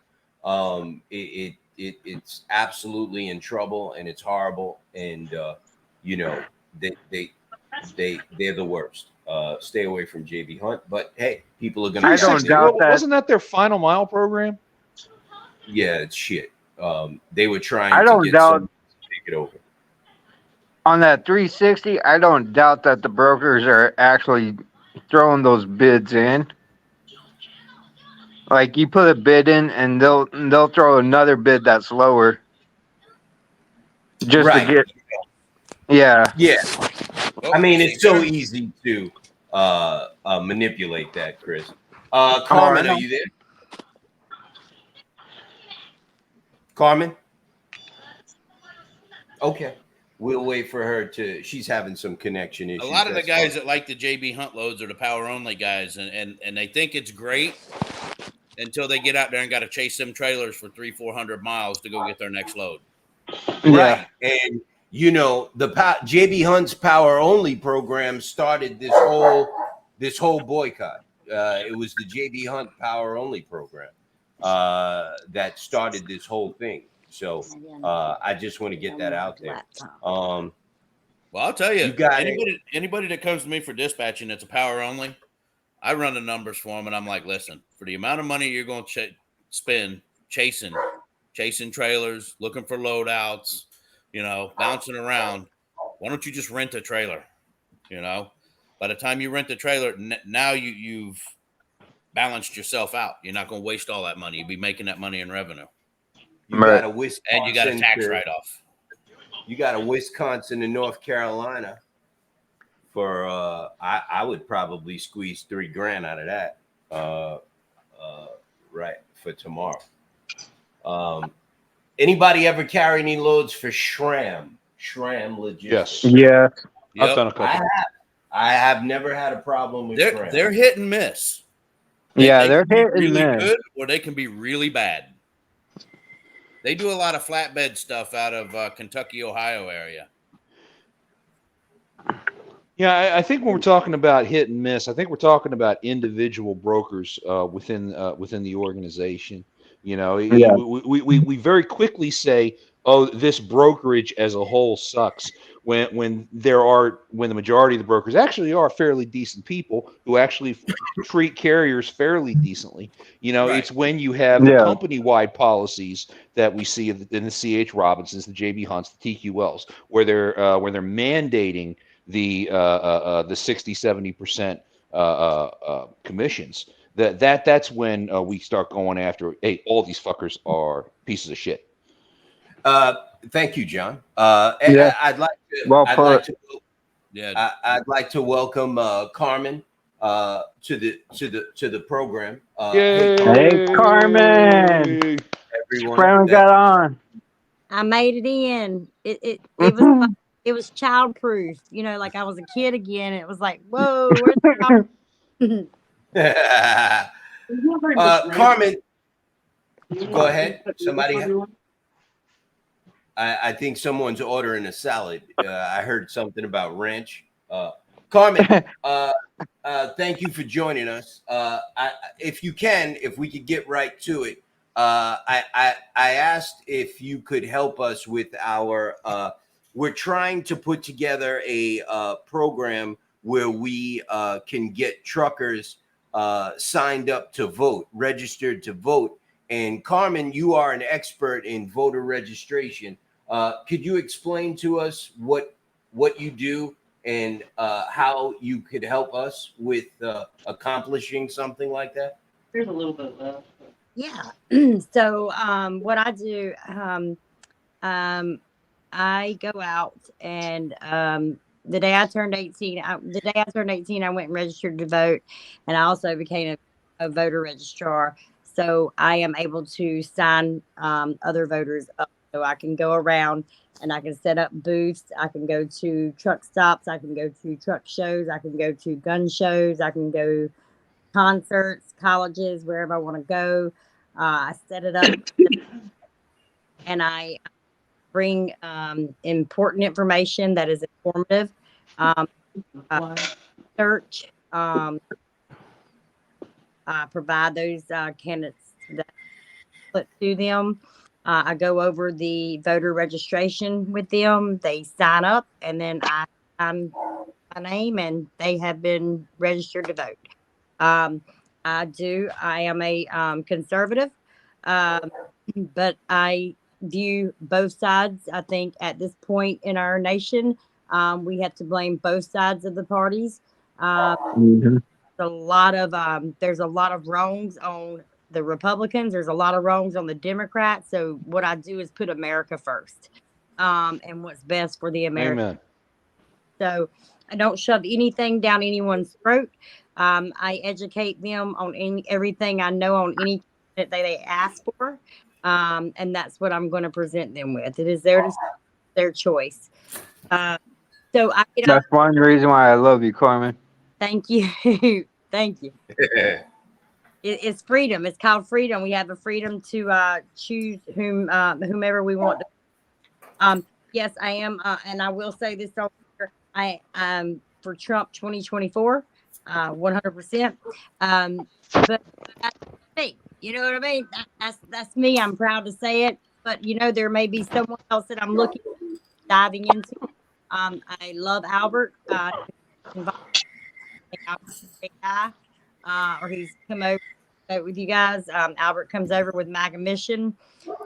So I get out here and there's people that'll call me up and they'll say, "Hey, we just became registered voters. What do we do?"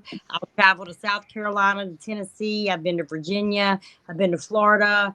I have been to California. Woo. I have been a lot of different states to register voters.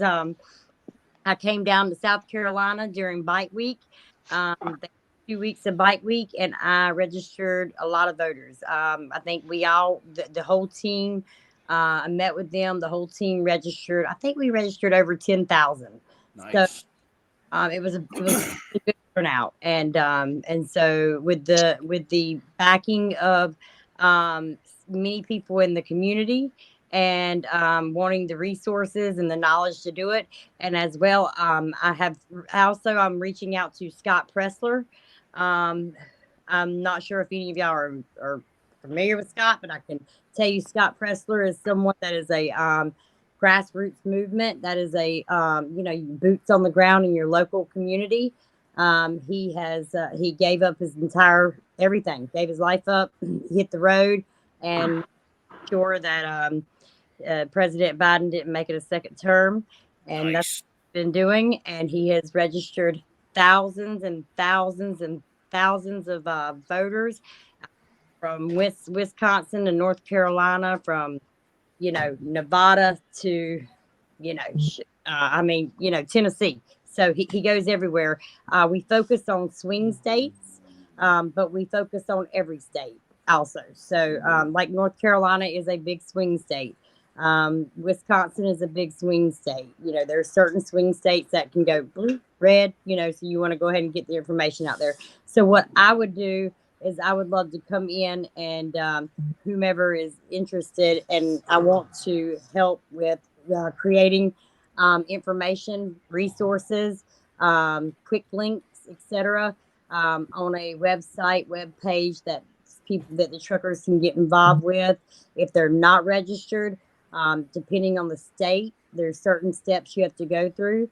And we can have all that information there for them. If you're from South Carolina, North Carolina, if you're from Tennessee, Minnesota, wherever you're from, you want all that information there ready to click on it so they can get to it.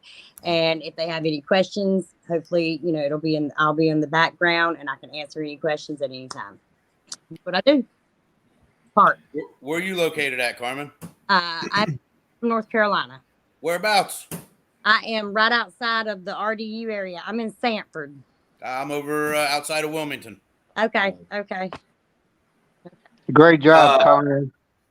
Carmen, can I say, so you actually have a clipboard and you ask people if they want to register to vote? Yeah. So what I'll do is, I've randomly walked up to people in the mall and talked to them. A lot of the younger generation isn't getting the knowledge and that they need in schools. I remember sitting in school and I was talked to about voting and registering to vote when you go get your license, stage, etc. That's not being given to them today. It's not being. So one of the biggest places I like to go is to colleges, or send a group of people will go to colleges, and I just set them up. So what we do is most of the time, Mike, I set up a table and I have, a banner on the front of the table. You have it on the top, wherever you want. I maybe have some refreshments. I want to make them feel comfortable. I want it to be warming and inviting, because people get nervous around this time and period around voting. Voting for some reason has become this scare tactic. And I know, there's a lot of things that I can say why, but, the more important thing is how can we get them registered, and let's do it. You know what I mean? So want to invite them in, and just make sure you're knowledgeable. That is the most important thing. So yes, I can walk around with a clipboard. I can walk around with a briefcase, and pop it out anytime and register somebody as long as they've got the proper ID on them and everything I need to get them registered. Carmen, if you walked up to me in a mall and asked me to vote, asked me to register to vote, I would definitely register to vote twice. Thank you. I got a question. I would ask you if you are hiring. I'd want to come work for you. I hear you, Mike. Yeah. Carmen, someone said they had a question because I was going to ask. Go ahead. It was me. Yeah, Chris. So when you're a felon, you can't register to vote, right? No. There are some. This is where it gets tricky.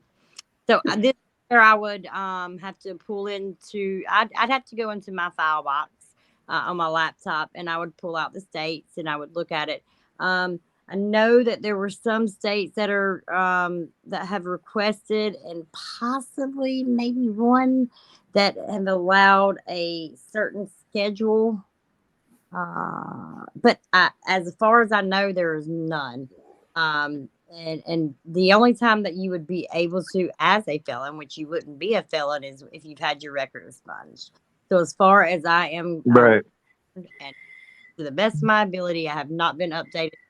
You can register to vote as a felon. We are fighting against that, but and it like I said, I think everyone deserves second chances. Some people deserve third, you know what I mean? But depending on, so I think it depends on the level of the felony. So if it's a felony with any kind of harm, then that's a no. Felony with a drug charge, that may be something minor, which is that would be a yes in some states. So that's probably where that cost comes in, Chris, is getting a lawyer to get that expunged. Yeah, exactly. Because I can actually apply to get my rights back, but there has been talk about you're still able to register to vote after a certain statute of, after so many years. And from my knowledge, it's not.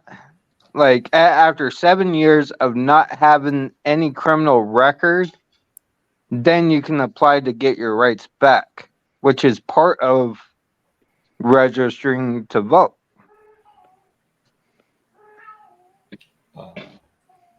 Chris, I don't know anything about this issue. Carmen would probably be a better person to ask, but I do know that, and that's why I brought it up with her on here. I do know that there are people fighting to get that overturned. I know. Yeah, and I've heard that. Mike Bloomberg has a campaign. You could Google it. He was fighting to get felons the right to vote a couple of years ago. I think he still is, and I think he Department of Corrections in Georgia is leading a push in Georgia for that. Yeah, there's a lot of departments out there, and we're about to, one thing I've been working on. My uncle is his name is Jimmy Love Sr. He was he held a position in North Carolina. He's an elected official. I've been in politics since I was a young girl. Hated them, now I love them because it's like a love-hate relationship. You know what I mean? So. And And that was all family, really? yeah, Extended family, anyways. I'm playing. I love all you guys. And so one thing I can say is I have a lot of friends that have small felonies and they can't. If my son don't get out of this room, y'all about to see this mama come unglued. But I have a lot of friends that have small felonies, and we're talking like, and some people go, Carmen, there is a small felon. There is something called a small felony. There's a itty bitty felony where you may have got pulled over with some paraphernalia, or you may have got a little bit of larceny because one of your friends walked into Walmart and stole. There's a big difference. I've worked in 20 years. I'm a paralegal and I've worked alongside Judge Hudson. I've worked alongside several big judges during some murder cases. I've been worked in the law firms with some family law attorneys, criminal attorneys, John Silverman being one of them. And so you can get it a sponge. Expungements do not cost as much as they used to. So you got to go to the right attorney. So that would be something else I want to put on the website, that if someone is looking to Okay, so I need to talk to you more about this in private. Because so basically about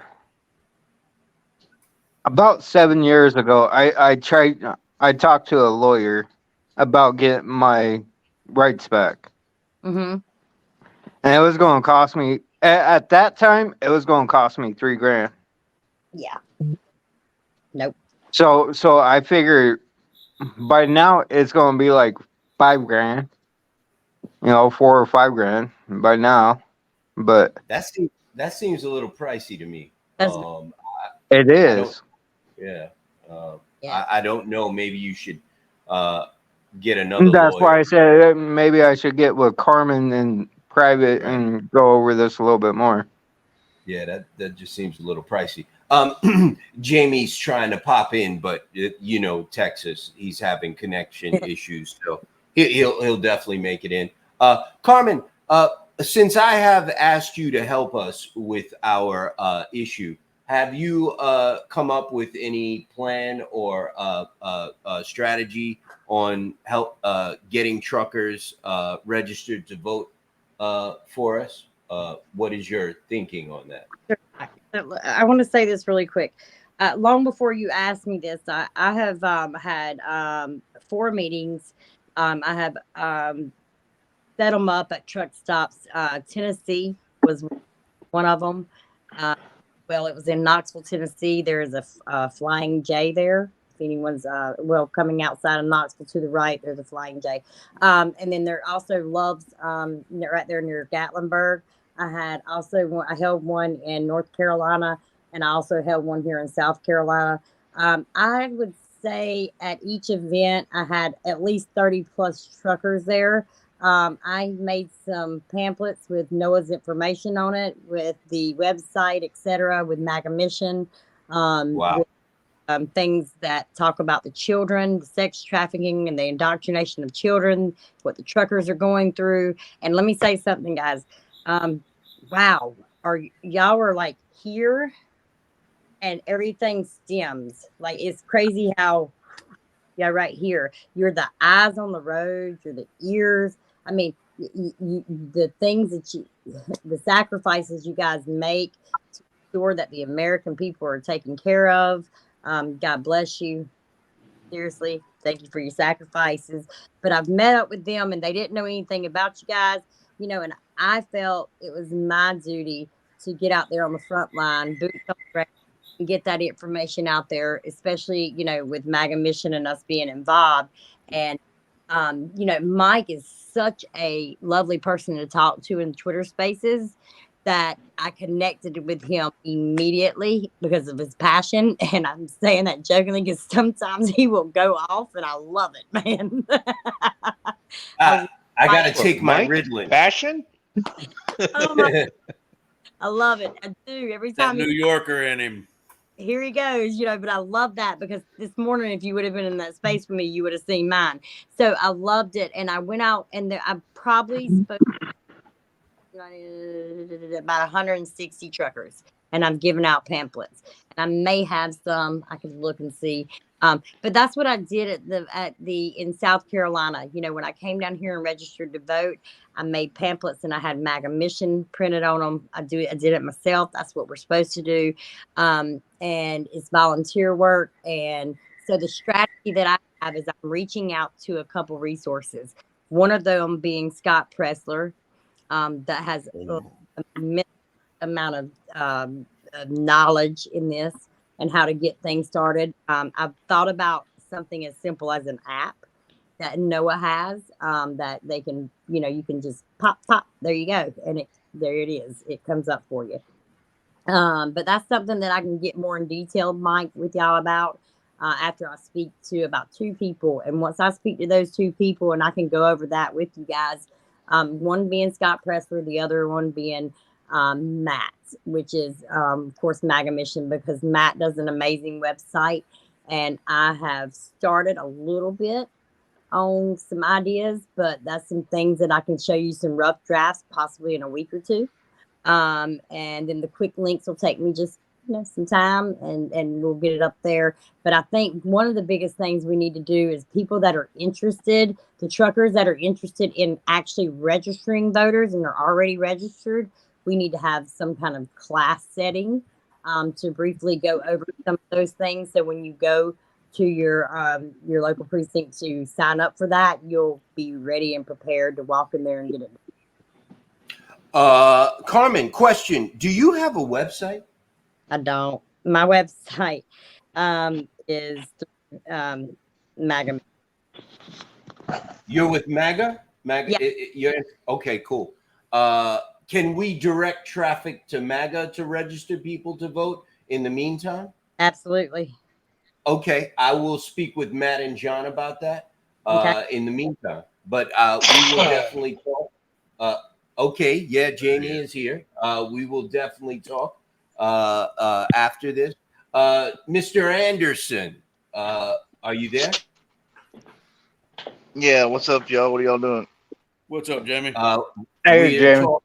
You got Chris, John, Shane, and Miss Carmen Love here. We're all here. Hello. Yeah, I see the beautiful Miss Carmen Love in the room with us. Hello, honey. How are you doing? Finally got her up here. Let me ask you, Jamie, if Miss Love came to you in the mall and asked you if you'd like to register to vote, how many times would you register to vote? I'd probably get 2 black eyes from my wife before I got registered to vote, but I am registered. I know I'd definitely get slapped. So I think, you know what? Older brothers, I love it. Love it. I swear I can. I love it. Proud of how far and how. Yeah, Mr. Anderson, I see you've been very quiet. Did you finish fixing your truck, man? Yeah, I'm just tinkering, man. I went and took me a nap. I just woke up. I'm finna run up here to the store. I don't get service at my house on my phone. I tried to get on inside, and so I had to come to my truck and hook to my Wi-Fi hotspot. I don't know, something about this platform.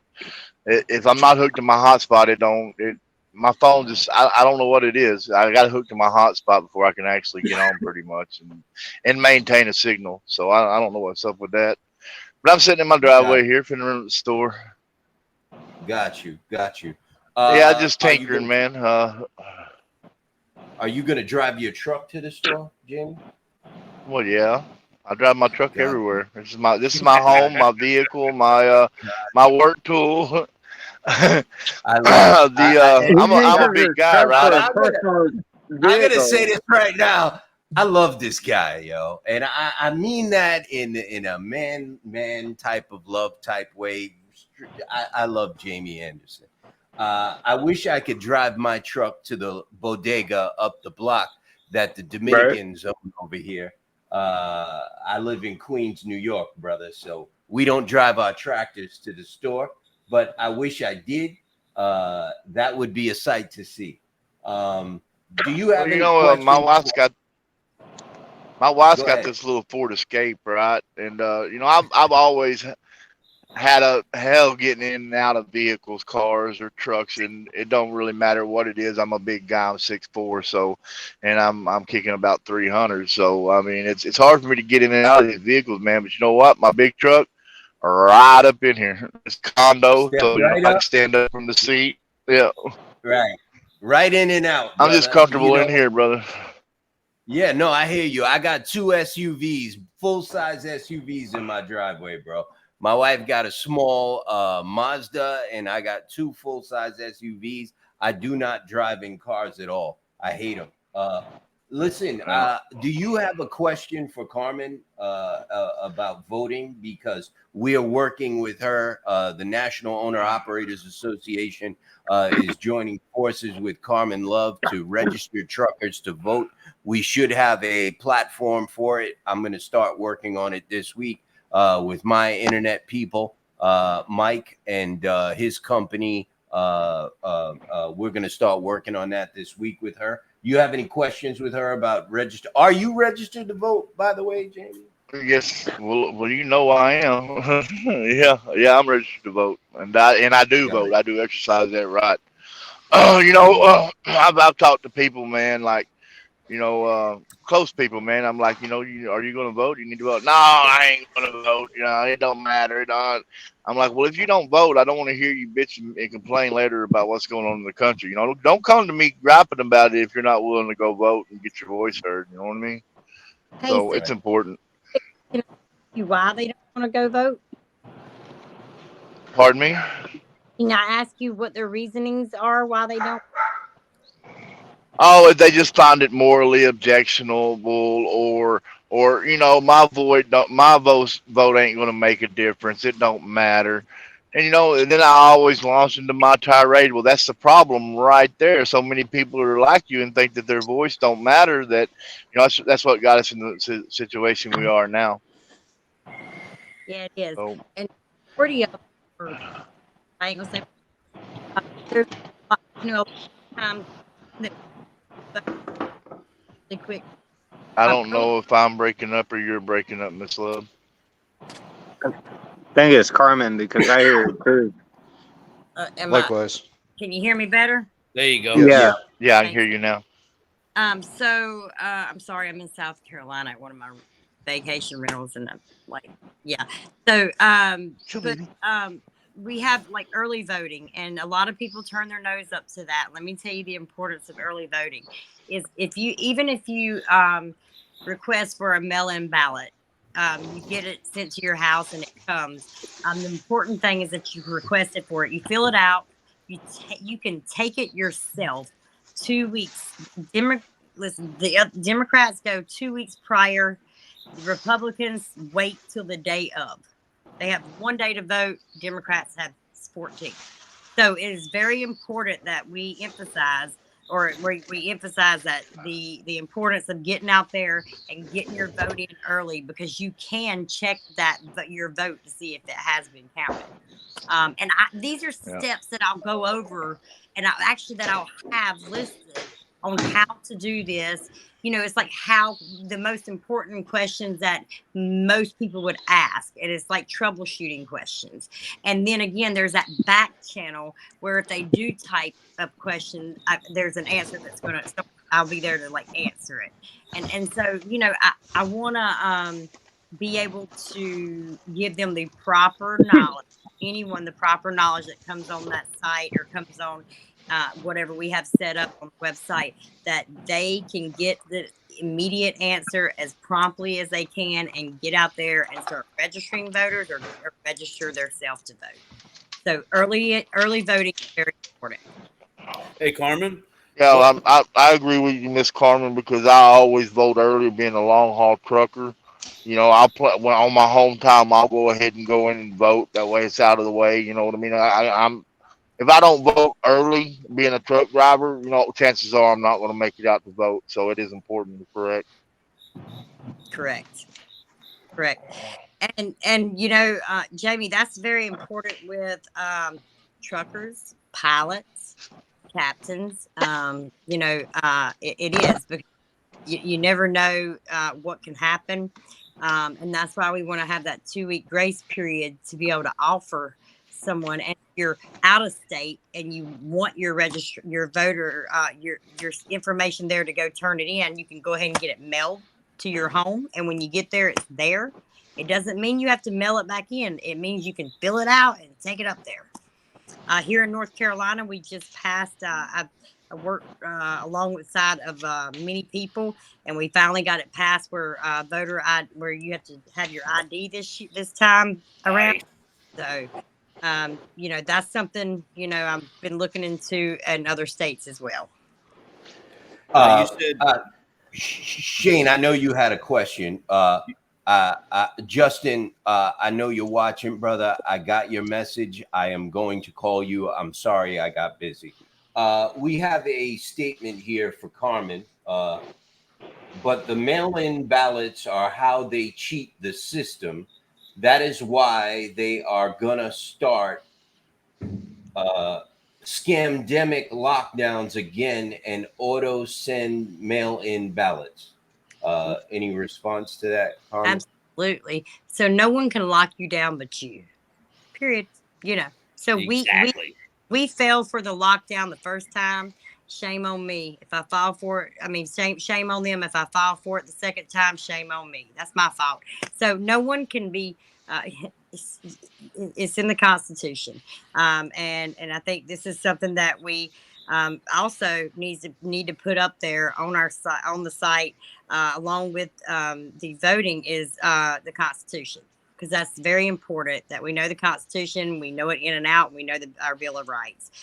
It is against the Constitution for them to hold you inside your home, shut the entire state down, and tell you that you can't get out and vote without a mask. That is not true. That was not a mandate. It was a suggestion. We took it as a requirement, and because they scared the crap out of us. So this time around, be knowledgeable, remember what they did, and don't fall for it again. And the early voting is not a way that may be in a way that they tried to cheat. That is not the way that they cheated. They just it's very deep, and we can go into the rabbit hole. But one way that I'll say this is, again, you can ask for them to send you your information to your home. That does not mean you have to mail that information back. It means you can fill it out, go up there and turn it in yourself early. Early voting is very, very important. That's how they beat us. If we don't get a head start, then they will do it again and they will steal an election. I have a question, but Shane, go ahead. 2 questions real quick, Carmen, regarding the mail-in voting. You stated that Republicans got the 1 day to turn their ballot in, and the Democrats have 2 weeks. So no, I say that the Republicans actually, everyone has 2 weeks. Okay, all right. I was just making sure that I misunderstood. Now, you also said that you can check your ballot to see if it was received and see the process of it. Now, what if somebody mails in a ballot or they go in and turn it in and it's not been received? Are there protocols for that as well? Absolutely. You would go down to your local, it depends on, like, Democrat office, you go down to your local GOP, you go to your local GOP office and you would turn this information in. And I know this because with this past election, my mother is from Spain. She is not an citizen. My father is passed away. He died in 92 when I was 12 years old. And both my mother and my father had voted this past term when Biden won. There's no way my mother could have voted. Again, she's not an American citizen, and I know for sure my father didn't because he's been dead since 1992. So that information, I took it along with my brother, and it was turned over to the White House, and it was given to them. And once it was put in their hands, they took care of it. Now, what happens with a long haul trucker, say like Jamie, and he's went in, he's turned in his vote, and something happens where he's tracking it while he's out on the road, but he's not able to get into one of these offices to bring this to their attention. What happens then? So that's whenever we have a plan and want a plan of action, right? You got to put a plan of action in place. Right. So we know that the election's coming up, and we know that your schedule may go this way or this way. So we have a group, and they're ready, they're prepared. And if Jamie says, "Hey, Carmen, I'm 6 hours from home. I'm calling up there. I can't get the office. I need someone locally that's in there. Do you have someone there?" I pick up the phone and have volunteers ready to go down there and submit the information for Jamie and get the phone in their hands so he can speak to them. Awesome. Thank you. Yes, sir. Okay. Chris, you had any questions? No, that's a lot of info. I'm trying to take it all Can in. you? She has a lot of information. Very good. Jamie, go ahead. I hear you. Yeah. I mean, let's think about this, folks, and let's put some real thought into it. Take Arizona. Arizona, we lost Arizona, but if we would all turned out because of these vote machines and people not being allowed to vote, people being coerced into not voting, the long lines. Where people, if that vote would have turned up 2 weeks earlier, that never would have happened, and we never would have lost Arizona. So it's important that we think about that and keep that in mind to see the importance of the early vote. Thank you. Yeah, Yeah. Jamie, remember Wisconsin just not long ago. Scott Presser went down there and he drove all the way down there.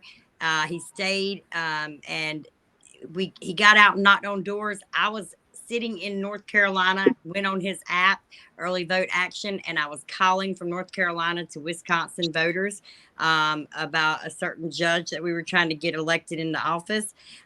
We did not win that vote. And one of the reasons why is because majority waited till the day of and could not get there and get their vote in. So it's important we do that.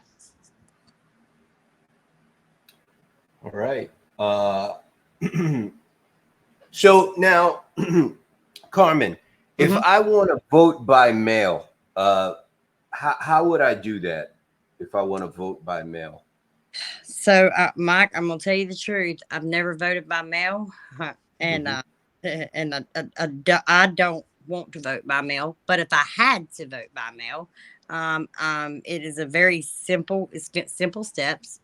You reach out, and in your state, you would go to the information. Of course, it would be a quick link on the site, and it would tell you exactly what to do to request that.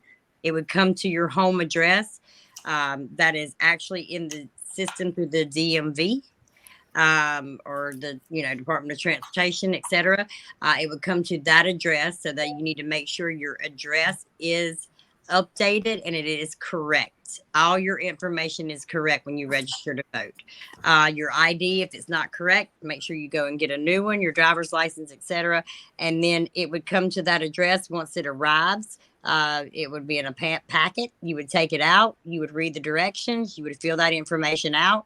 You would put it back into the proper envelope, and then you would mail that right back off. Does it have to be there by a certain time or?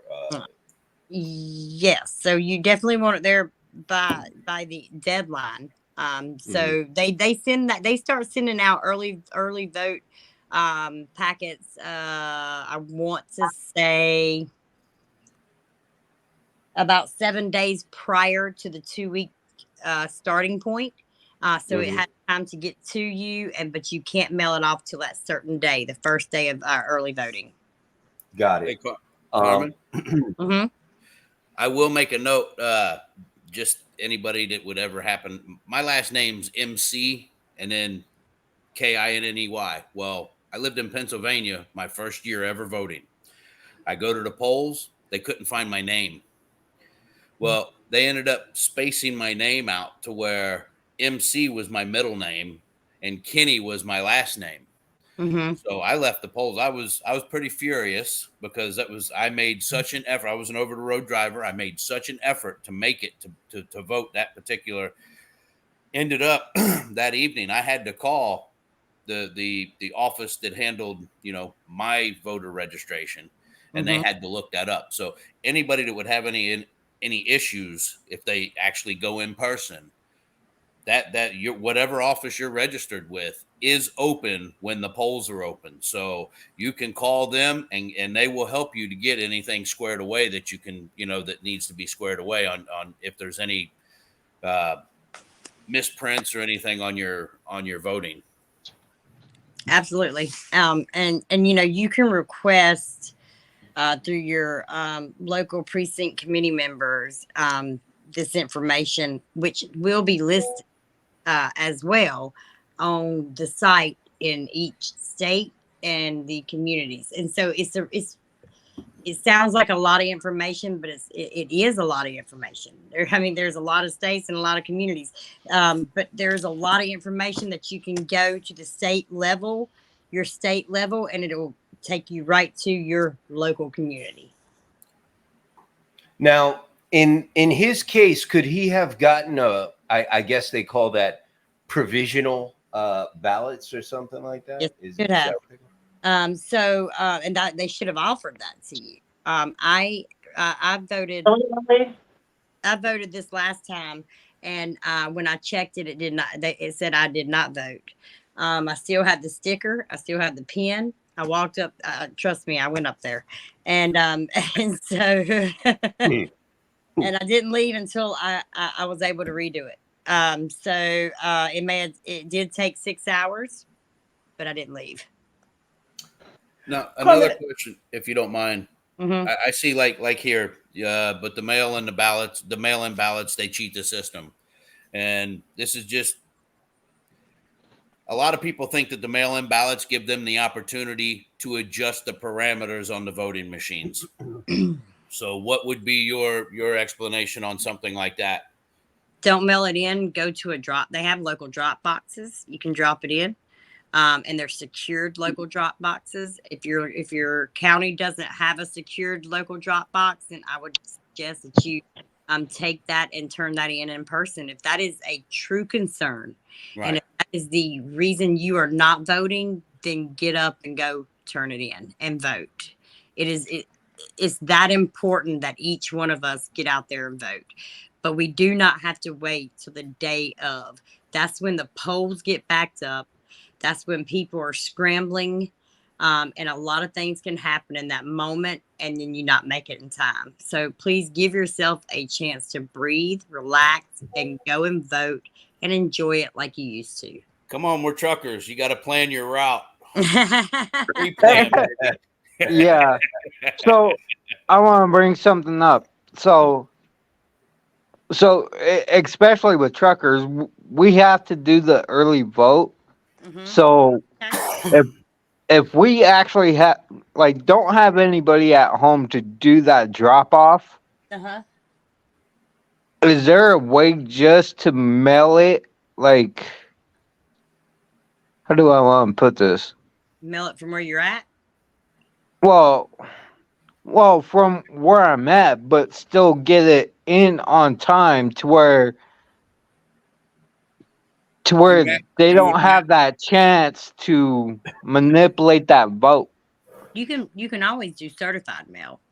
I have always suggested people to this is important. This isn't just a piece of paper. This is your vote. This is your right. Exactly. Constitutional right. So I think it is very important that we take our constitutional right seriously, and we can spend a couple extra dollars and get it done certified, because in the long run that's going to help us. Right. Well, let me elaborate a little bit more. Okay. So with the mail-in ballot, that is the time that they have to in between is where they're going to be able to manipulate it. So if we could get it in there like the day before it has to be in, they don't have that chance. You can track it as well. You can track it to make sure your vote went towards what you voted for. Yeah, so certified is going to tell you exactly when that was delivered. It's signed, right, all of that. So you'll know when it was delivered. Then you'll start tracking your vote. So then you go on, there'll be a link that you go on to for your local community, and you start tracking it, and you can just click refresh, and it'll show you if it's been counted. And if it has been counted, it'll show you what it was counted for, what party, etc. And if it hasn't, it'll show you that it has not come through yet. If you feel it should have already came through because you know it was delivered, you have that information. That's when you start picking up the phone and using that other link to call and get it done. Check in on it. Ask, Okay. you know, the request and things like that. You want to make sure. I don't want people to be discouraged, because one of the biggest things that was thrown out there is that they used the early, this is our first time, but you use early voting, mail-in ballots to steal the election. They didn't. They used Yeah, it doesn't. But election. yeah. So certain machines, you Now, know. you had mentioned that you found out that your mother and your father had voted, and of course they weren't able to. How is someone able to do that? Well, I mean, you know, that's the first time I'd ever seen anything like that. You know, so when people were saying, you know, dead people were voting, I didn't believe that. I didn't, you know, because I'd always been taught by my father. He served in the military. My uncle served in the military. All my uncles served in the military. That, you know, this was the beautiful, the great nation, the nation of freedom, and Flawless. you know, it was just it was wonderful. And so I came up believing that, but I also had two brothers that taught me that everything I see was not what it was, you know. And so my father died when I was 12, so my two brothers were like my dad, and they taught me a little bit differently, and they told me to keep my eyes wide open and my ears. And so my mother went forward and had to show her green card. They took pictures of that and my father's death certificate, and those two votes were swiped out of the system. We have But my question being is, are you only allowed to track or trace your vote, or like your parents? Were you able to go in and like, okay, my grandparents raised me. My grandmother, she passed away. So if I wanted to trace her vote, what type of credentials would I need to do that? Birthday, full name, birthday, some places, and last 4 digits of Social Security. Okay. Mm-hmm. Hi, Sean. I think he's trying to connect. So as soon as I have him, I will bring him into the studio. Jamie, Mr. Anderson, can you hear me? Yes, sir. I hear you fine. Any more questions for Carmen, sir? No, I think I'm good. I got a pretty good grasp and understanding on the voting system, how it works. I've done a deep dive in it myself. I mean, here's what you got to know, or what my determination is, that these dead people voting is because they don't clean up the voter rolls. Mm-hmm. And then, or even like the big problem, people in the United States of America, they hop around a lot. And like, say where I'm right now, if I was to leave and didn't change my address and somebody else moved in there, actually at my house right here, when I moved in there 3 years ago, I was getting mail from 17 different people. Mm-hmm. For them. That's how many people was in my house, or showed that address when I moved in there. I had to go to the post office and tell them, look, man, I'm getting tired of getting everybody else's mail. Nobody lives there but me. This is my last name, and I don't want mail sent there that's not in that name. But you know, that's how it's done. You know, so 17. If I move out of here and 17 people move in, you know, a big family, and my voter information, they get my card in the mail, and they go vote in my name. So Yeah. it's important to keep stuff up to date. It is, and one of the biggest. I mean, it's a lot of information. So I'm glad you guys are asking specific questions. I mean, because I could sit here all night. I think one of the very first spaces that myself and Matt did with MAGA Mission on voter integrity and the laws and early voting and everything actually came into that. It's a recorded space for MAGA Mission, and so it's a really informative space to listen to. It's long, but it's informative. And we were on there from, I believe, 1 o'clock or 12 o'clock Eastern to about 6:30 or 7 that night. It's Nice. information, and it's a very informative space, and not just, you know, 1, 2, or 3 people speaking about it. There's so much knowledge. But one of the biggest things is when you move, even in your same community, if you move from one street over 3 streets, you need to get in touch with your local DMV and change your address immediately. I mean, on your license, I mean, or wherever you registered to vote. That's where I registered to vote. So get in touch and change it. If you move out of state, get in touch and change that immediately, because someone else can do that. Very important. Not only that, with the post office as well. Correct. Well, I usually do a change of address, and I go through the DMV. Yeah. Not the the DMV, or where you get your license. I'm sorry, but the DMV, and so I do that because I want to make sure my vote counts. I want to make sure my address on my ID and for my voting rights, my registration is correct, and then I go to the post office. You know, John, are you there? Yeah, I'm here. I was just muted. Okay. Do you have a question before I ask mine? No. Yeah, I think she's hit pretty much everything on the head based on my experience. The only issues I come up with, I'm personally not a fan of getting rid of mailing in ballots, but finding a better way to secure it, like the certified mail. I think is a great thing, and I think that's something the government should actually subsidize. You know, if it's an election ballot, then the post office should automatically make that a certified mail item at that point. But you know, that's my personal opinion. I would agree with that. Being former military, you know, I was registered to vote here in Florida, but I was all over the place. You know, one election I was in freaking South Korea. I can't come home on a whim so I can go vote. You know, right. And you know what, John, that was going to be part of my question too, because I know certain parties like to count on that military ballot, and I am always curious if anything funky is going on with that military mail-in ballot with you guys from overseas, because I know they pay a lot of attention to that. And that was part of my question to Carmen. How do and I know a lot of people that are going to be watching this later on and listening. How do we know our votes are being counted? How is there a way for us to know for sure? How do we know about that? And how do we know that nothing crazy is going on with these military ballots?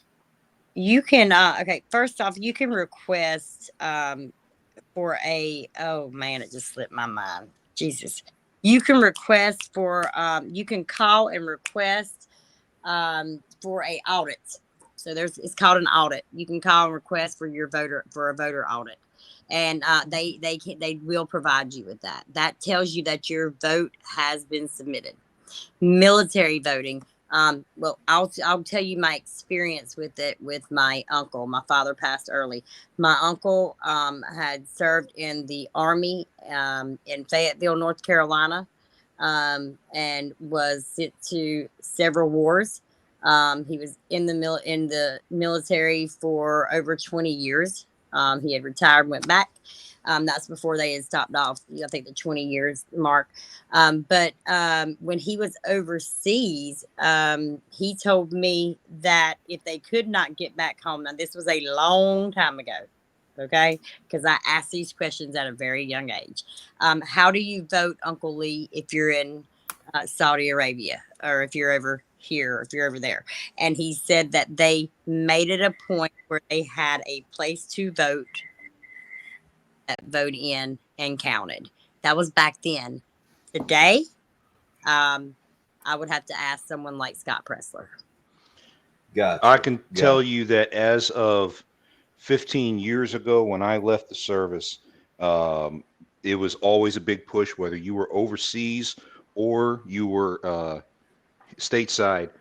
There were representatives in every unit who were assigned responsibilities around getting people registered to vote. We had quotas, and we were tracked on those quotas. So the military is very, very, very keen on making sure that their members have the opportunity to vote wherever they are in the world. But we have no choice but to run that through the mail system.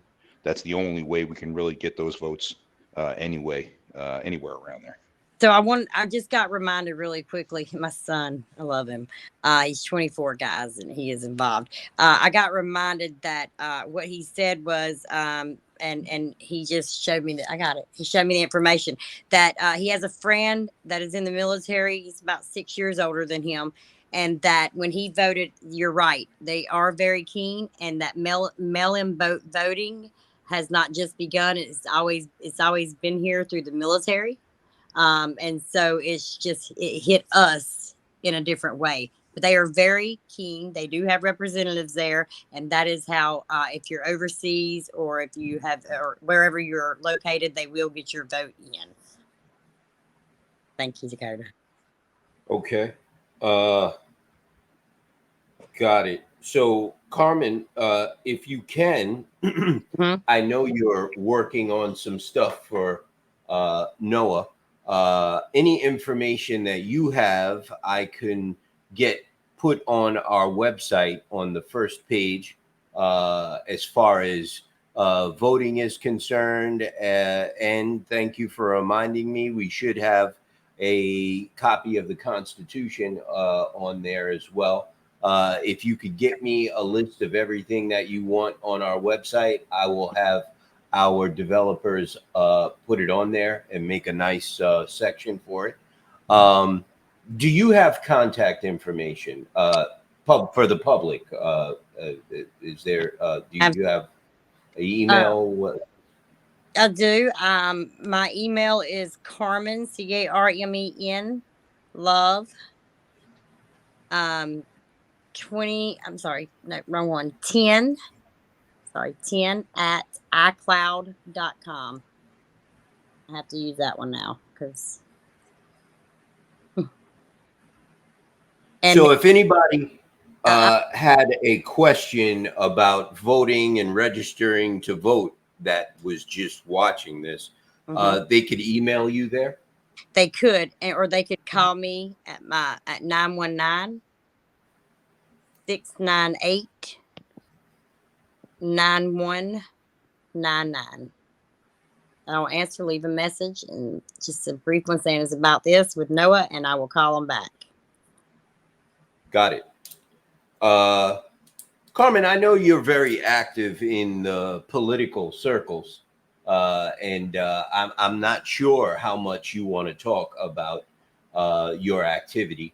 I'll leave that on you. But I do know that you are very active in political service circles.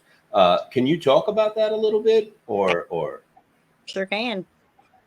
I love talking about what I'm active in. So I'm active in. I'm grateful that I'm active here with NOAA. I'm glad that it was brought where it was. Before getting involved with NOAA, I'm also active in with the children and saving our children, child sex trafficking with the children. Just trafficking our children to send them off piece by piece. Some never even make it alive.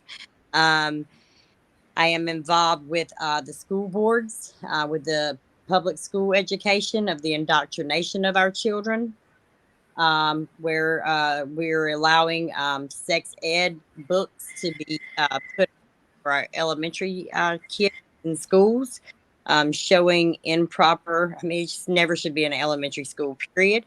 So I advocate for the children because they cannot advocate for themselves. I feel that it is up to us as the adults here in the nation to stand for them and fight for them. They are the future. They're the next generation to carry on our legacy and to make sure that our nation is standing where it is, and it's led by our Constitution, what our founding fathers laid down in place for us. I'm also involved, of course, in voting, voter registration, going up to the polls the day of, 2 weeks prior, volunteering. I volunteer in my community in any possible way. I look at it like this. Everyone wants to drain the swamp in Washington. We have to drain it in our local area first. So if we want to help anyone in office, let's drain it in our local community as well. And that starts with us, each one of us in our local community. I have very close connections with some people in politics, some congressmen that I'm grateful to have, some senators in North Carolina, from South Carolina to Tennessee, some mayors, some governors. Governor Roy Cooper don't really care for me, but that's okay because we have a love-hate relationship. But I got to get him out and get Mark Robinson. I don't care for him either. I'm hoping to be in Mark Robinson's campaign for Absolutely. new governor of North Carolina. Heck yeah, he's all the way for me. I am a true believer in my First Amendment and my Second Amendment. I am a huge believer in my Second Amendment. I am a woman, and I am going to carry. I have a right, thou shalt not fringe. And I also am a huge, I'm a huge fan of President Trump. I started writing President Trump before he announced that he was going to run for president. Kind of picked up on it. I mean, you know. So what I did is I took my father's journal while he was in the military, my grandfather's journal, and my great grandfather's, and it's really cool because they all three did the same thing. They took their journals and they wrote on the front page of each journal. They never wrote on the back. So I started with my great grandfather's, and it went years back. And I took copies of it, but the original, I flipped it over and I would write a note to Donald J. Trump, and I would mail it. I did that. It's been a long time now. It was like a year, probably a good year before he even announced. And I even addressed him as President Trump before he even announced. And so finally, one day, I received an email. It's been 7 years, 8 years of writing letters. And they had tons of journals. My grandfather alone served 4 terms in Vietnam. And you know, God bless his soul. He come back, suffered for it, but he was a great man, and he sacrificed a lot for our nation. So I did that, and my biggest dream was to one of my bucket list check marks was to speak to the president one day. One evening I got home, and I'm a single mom of 2 children. I have a son that's 24. He owns his own company. Proud of him. And I have a 17-year-old daughter that's doing fabulous in school, and hopefully she will continue on that path when she gets out. I was at home. Both of my kids are very big with Trump, with this nation. Peace in the Middle East was a very big thing for me. My father always wanted to see that. He's seen it from above, but I got to see it here through Donald Trump, President Trump.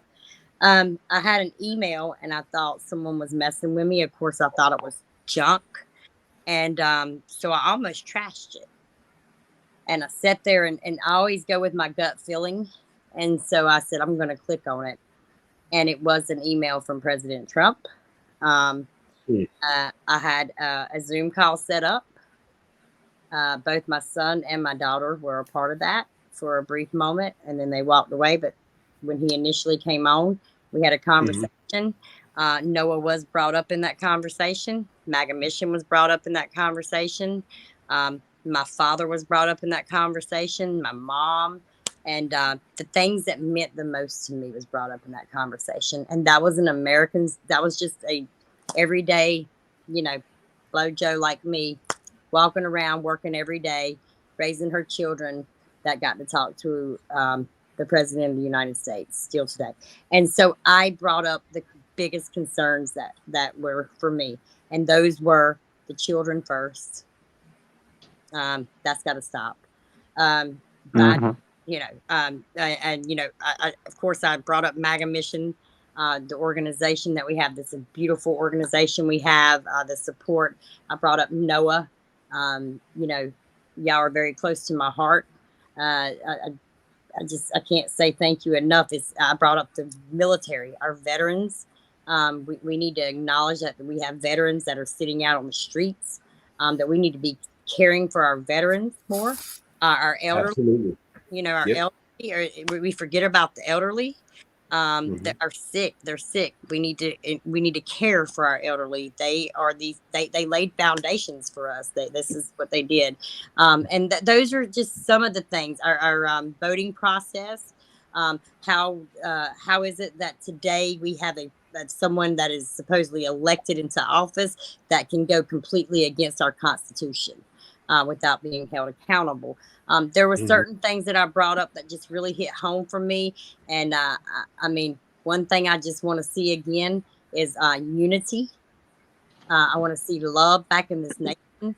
I want to see I want to see my children and my grandchildren to be able to have the opportunities that I had. And now they. So And we really appreciate that, and it sounds amazing that you got to meet President Trump and he responded to you. I remember when I was a little kid, I think I must have been in fifth grade.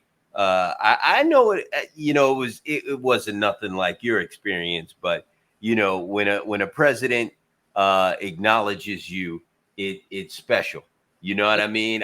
I remember when I was a little kid, I wrote a letter to Ronald Reagan, and the teachers in school, they make you do this stuff. And I remember I came home from school and my mother said, "There's a letter for you on the table." So I went to the kitchen table and there was a letter from the White House on my table, and it was from Ronald Reagan. And I opened it up, and I kept this thing for years, and it means a lot.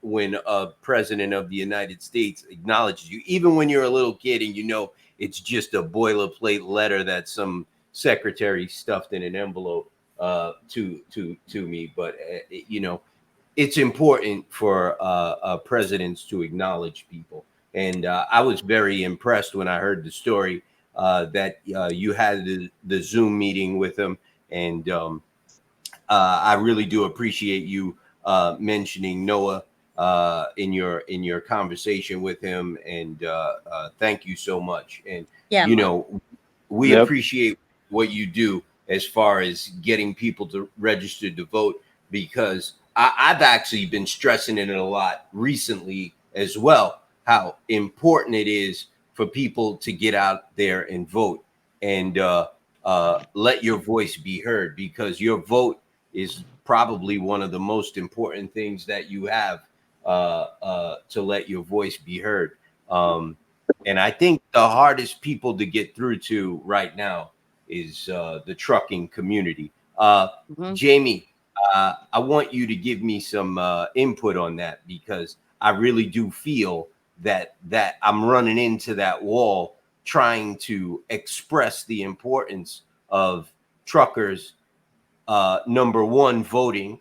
Number two, just picking up the phone and calling your congressman or senator, or sending an email to your elected official down in Washington. Jamie. Yeah, when I started going into the truck stops, I'm a talker, man. I like to talk to people. I'm friendly. Believe it or not, I'm friendly. People say on the internet I'm a brute, but I am friendly, and I try to be respectful always. When I go into truck stops, man, I'll usually try to find me a trucker to sit down with, and have a meal with, and hell, a lot of times even pay for it. You know what I mean? Just have somebody to talk to. And I was encouraged when I started talking to truckers, because most of them are registered to vote and said that they fully intend to vote. I've only talked to a few that said they wasn't interested. But it's important, man. That when you reach out to these people and let them know there's a problem, the biggest problem is that a lot of these people are not even aware. There's no awareness of what's really going on in the world. It seems like a lot of them live in this sheltered environment like our president when we're all out here suffering. Well, he's not going to the store and going grocery shopping. He's not going to the store and trying to find a roll of toilet paper. He's not doing none of them things. So the economy's great. So it's important that we reach out to these officials, to these elected representatives, and let them know that, you know, we are dissatisfied with what's going on out here. You know, we got to have change. We want change, and when they do something that is contrary to what you believe or your morals or your values, reach out and let them know about it. You know, that matters to them. You know, that if enough people start reaching out and telling them, look, man, that's a problem, and they start realizing, wait a minute, I'm losing votes, maybe they'll do a turnaround and say, okay, well, let's think about this. I'm gonna park it there, brother. Thank you. We have a comment here from Justin Stone. Everybody knows him as Big Daddy on Twitter. If you're on Twitter, I suggest you follow Big Daddy. He's always in the Twitter spaces. He is a member of NOAA. I don't know if I'll ever be acknowledged by a president of the United States, but I get acknowledged by the president of NOAA, and that's fine with me. Brother, thank you. Yes, you do. You definitely get acknowledged by me. Well, I would say this. It's not, you know, maybe I guess you can call it acknowledgement, but it's not about me. It's about us. It's about a we. So, yeah. You know, I'll tell you, you know, in my business career, and I've just basically been a businessman, and businessman is like, you know, it is what it is. I've never been as complete as I am now as being the president of this association. It is the most rewarding, fulfilling thing I think I've ever done in my life. I've worked on Wall Street for 2 decades. I worked all over the world, literally all over the world. And I think being the president of this association has been the greatest thing of my life. I've met so many people, and I don't even know what to say. I'm about to cry right now. I swear I love each and yeah. I think I love each and I definitely love each and every one of well, we love you too, Mike. Just know that. Yeah, man. Truckers are the best, and thank you. Yeah, I love each and every one of you, man. You know, we I know we like to keep this thing running, so I'm just gonna go around the room, man. Anybody has any parting words? We've been on here for 3 hours. I know you guys got a lot of stuff to do. Jamie, I know you've been in that truck for a minute. Chris, you know, your back's got to be sweating. No, Shane, not really. Shane, I seen Shane down during this entire 3 hours. I've been counting. I think Shane down to 6-pack sitting there. I have been counting. He's got a refrigerator You wasn't supposed to be behind him. counting those there, buddy. I had to, man. That's what I do. It looks like I'm sitting here actually working, but I'm counting these things. I thought I seen you making tallies over there. I am taking notes. Once again, I want to point out that if anybody has any questions about voting, the voting system, how to register to vote, when to vote, where to vote, you can contact Carmen Love 10. You could contact Carmen Love at email Carmen with an E Love 10 at iCloud.com. Carmen Love 10 at iCloud.com. Her number, call her if it's important, 919-698-9199. And Carmen is working with the National Owner Operators Association on setting up a website to help truckers register to vote easily. We should have that up and running in about a week or so. It will definitely be up. If it's not a separate website, it will be on the National Owner Operators Association website. Anybody have any last? I'm going to give the floor to Carmen. Carmen, please go ahead. I want to say you can always point them. We get that up there, Mike, to MAGA Mission, and you can go when you go to MAGA Mission. Go to Scott Pressler's page and go to Early Vote Action. You'll see it right there. It's www.magamission. He's got it right there. Magamission.org, and then you'll see Early Vote Action. And Scott Pressler has all that information on his app. We have it on our website by state. So if there's and again, if there's any questions, please just give me a call until that information's put up. Thanks, guys. I am honored to be part of this, though. Honored. And Mike, you, everybody in here. I just want to say, every one of you are what's going to make America great again and be back to where it used to be. So thank you for all your hard work. Thank you for all your sacrifice from my family to yours. God bless you. God bless the USA. And I'm proud to be an American citizen as always. Carmen, thanks for what you do. Thanks, Carmen. Thanks, guys. Love you. Shane. Yes, sir. Parting words from North Carolina, brother. Are you familiar with Williamston, North Carolina? No, I am not, sir. It is a small town on the map. That is where I am from, in North Carolina. I have to make it a point to go visit. Well, there's only one store there, and I have confirmed. I think it's still there, the Piggly Wiggly. As long as they sell beer.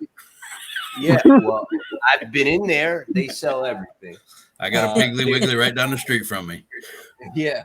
Piggly Wiggly is the best. Forget about Walmart, Piggly Wiggly. Shane, what do you got coming up? What's new? I know you got your broker training course going on out there. Sorry, my dogs are howling. How's everything with that? Any new news? Going good, man. Well, the broker training course I'm taking, I'm spending some time with Raphael over there. Sorry, dispatcher training course. Training. Yes. Yeah, we got a few new recruits in there. So see how they're doing. It's a continued course. So once they're done, if they got any questions, they can call me. I'll basically walk them through whatever they need. Continued support.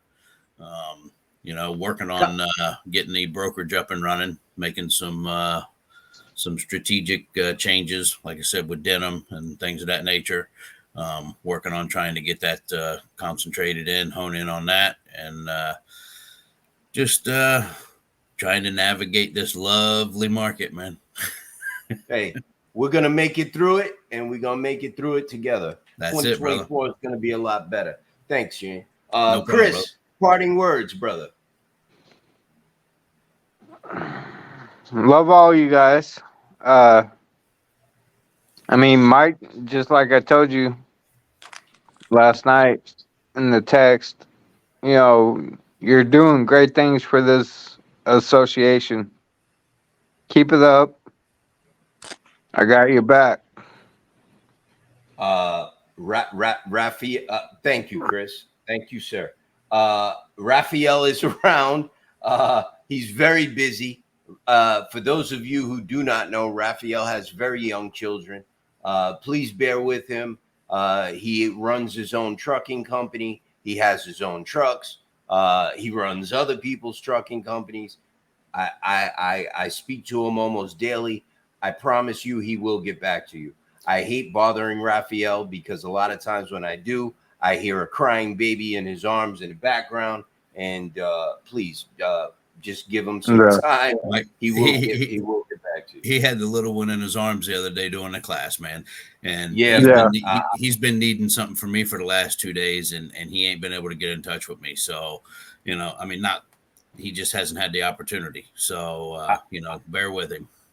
I'll get him to contact everyone. I know he's around because he contacted everyone in the new platform that we switched over to last night. He's busy. So I apologize, but he'll get back to you. I promise. I think Raphael is actually taking on a whole lot more than maybe anyone really. From what I'm starting to see, Mike takes on a lot. He does, and I've seen Uh, it. listen, But I don't have but I don't have Raphael, baby. he take yeah. Like from what Listen, I've seen, Mike, yeah, when Mike doesn't have nothing on Raphael. when Like you got he's got a infants, lot. yeah, when you got infants, bro, that brings a whole new dynamic to life. I don't Yep. care what you do, but when you got babies like in Pampers and bottle feeding and all, I don't care what you do in Raphael this answered. life. That's hard. Yeah, and he's trying to run like 3 or 4 different Yeah, businesses at the same time. right. Raphael answered the Uh, phone for me the other day. He was standing there getting ready to step into the shower. Yeah, I says, "Call me when you're able, brother." he's right. busy. He'll get to you. Mr. Anderson, parting words, sir. Yes, sir. I want to thank everybody for what to do. Shane, if you need any help with your dispatching training, I'm of course a dispatch as well. I specialize in the reefer freight and the reefer market, and I don't mind contributing or helping anyone I'm needed. Uh, I talk with Kate and I do go into Raphael's courses and when I can. We're all busy, but we all try to interact and try to get and support each other's things that they're doing. That's important. It's what we do. Yep. That's it, brother. Mike, here's the deal, brother. I mean, you're talking about me being in my truck, man. This is my home, bro. I mean, I live I hear here. you. There's no place in the world I'm any more comfortable than I am in my truck. I got my AC works awesome in here. It's hot down here in Texas. It ain't near as cool in my house as it is in this truck. If I'm at home, and a lot of times I'll be sitting in my truck, idling my truck. A lot of times at night when I get ready to go to bed, I'll go over and check my trailer and just back into the trailer and go to sleep. You know what I mean? I It's hear just you. this is my home. This is my office. All my electronics are in here. You know what I mean? And this is just where I feel comfortable, brother. This is the life of a truck driver. I'm a long haul truck driver, man. And I hear you. it gets to the point when your home becomes your actually physical home becomes your second home, and your truck becomes your home when you've been doing it some years. Um, so yeah, I'm more than comfortable in my truck. I've got 2 tablets on my dash right here, my phone, my laptop. Everything's in my truck. This is my office. Um, but I wanted to, Karen. I think she's left. I don't know if she's still here, but I wanted to thank Yeah, her she left. because we started this. So I met Carmen and all of them. Hell, before I met y'all, and we started down this path. The association gave more meaning and a platform for me to get my thoughts and perspective out. You know, and but my mission, the Bag Mission, has been instrumental in that too. I believe in God. I'm a Christian man, and I believe that we was all put in each other's path for a reason. And if it's all right, we all close with a little prayer over our association, brother. Absolutely. Anybody got a problem with that? Not at No, all. Go for I it. do not. And ignore Ali's post there. That is Ali from our friend from Pakistan. He's he's a funny guy. Jamie, Listen, please go. that Um, used to be my I love email Ali. address. Well, I got accused on Twitter yesterday of being a racist. When you pull their whole card, and you really get down and you shred them in a conversation. I mean, they go to straight. Their only defense is to pull a race card. I got to pull the race card on me yesterday, and it really upset me, man. Because Jamie, I speak to everybody. Yeah. Jamie, Yeah. the lady called me a racist yesterday. Man, She, she that called me a really racist. bothered me, brother. Why? That really bothered me, brother. Why? That, Because Brother, that's the only thing that they have to go against you to try to to fight get against you. sympathy. To get sympathy. She calls me a race. That's all it is. It's like, Yeah, exactly. you're a racist. You know, nothing else to say. It's to gain support for a stupid argument. You know what I mean? Yep. Yeah. You got to ignore that, brother. That shit really, Exactly. but hey, that shit really bothers me, brother. I'm talking about it. It don't went bother all over me, man. And brother, they throw that. People throw that around all the time, unless you actually did or said something that may be construed as being Exactly. racist. I would ignore that. That is just Yep. foolish. A rebuttal to from a frustrated. well, I kind of wear it like a badge of honor, Mike, because you shred the person really bad when they pull the race card on you. You know what I mean? She called me a To be racist. honest, I'm like, are you serious, woman? I'm half black. You calling me a racist? I didn't even say anything racist to you. Like, my mother's black. Like, how could I? Are you serious? I didn't use anything racial, but you actually called me a like. You can tell it's just frustration coming out of them, and I well, don't blame them. let me tell you, let me tell you, Mike. Let me tell you, Mike. It was when that happened. Actually, people went to bat for me that are not even part of our association. The brokers shredded this guy and said, "Hey, we've been listening. We're in that group, and we haven't seen none of this."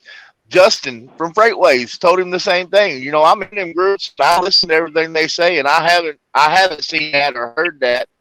And these are people that we're really kind of at odds with, but they told the guy straight up, no, that's not what's happening.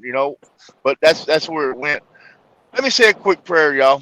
Heavenly Father, Please. come to you tonight Go for it. and pray over our association. We ask for guidance. We ask for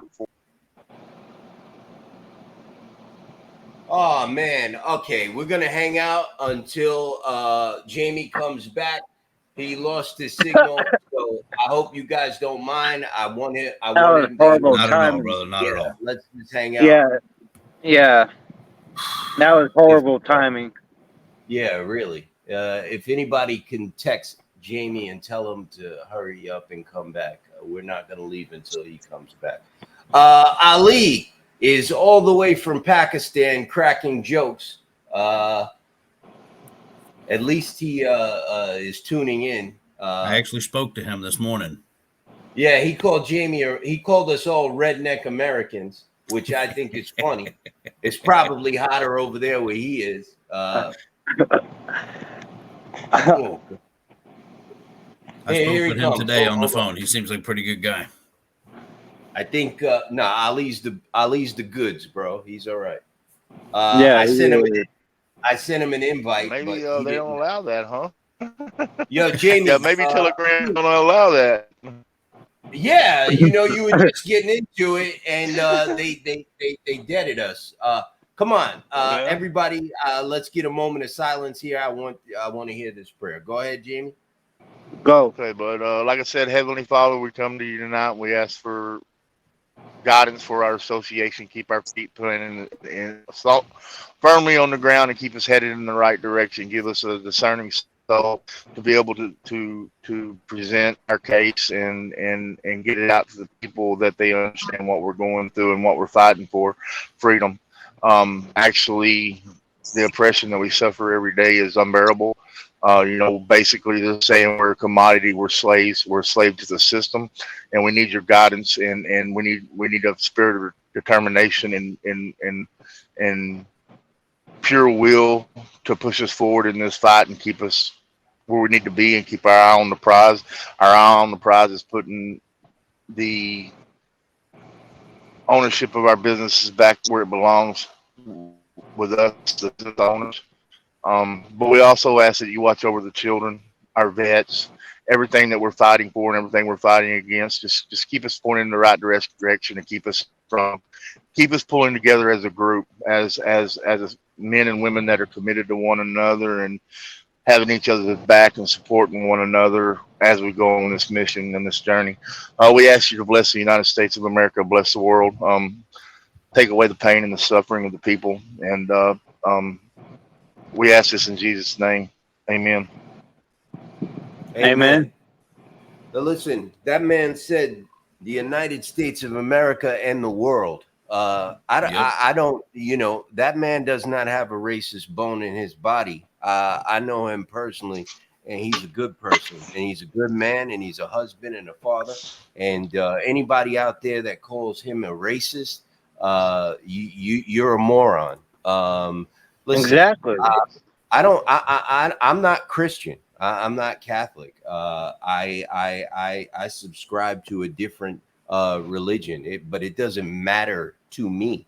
I bow my head to that Hmm. prayer, and I agree with it. I Out don't of care if you're respect. Christian, Catholic, Muslim, Jew, Hindu, whatever you believe in is what you believe in, and I Yep. respect your right to believe in that, and I will fight and die to protect your right to believe in that. That is America. You can come here, you could live here, and you could be free.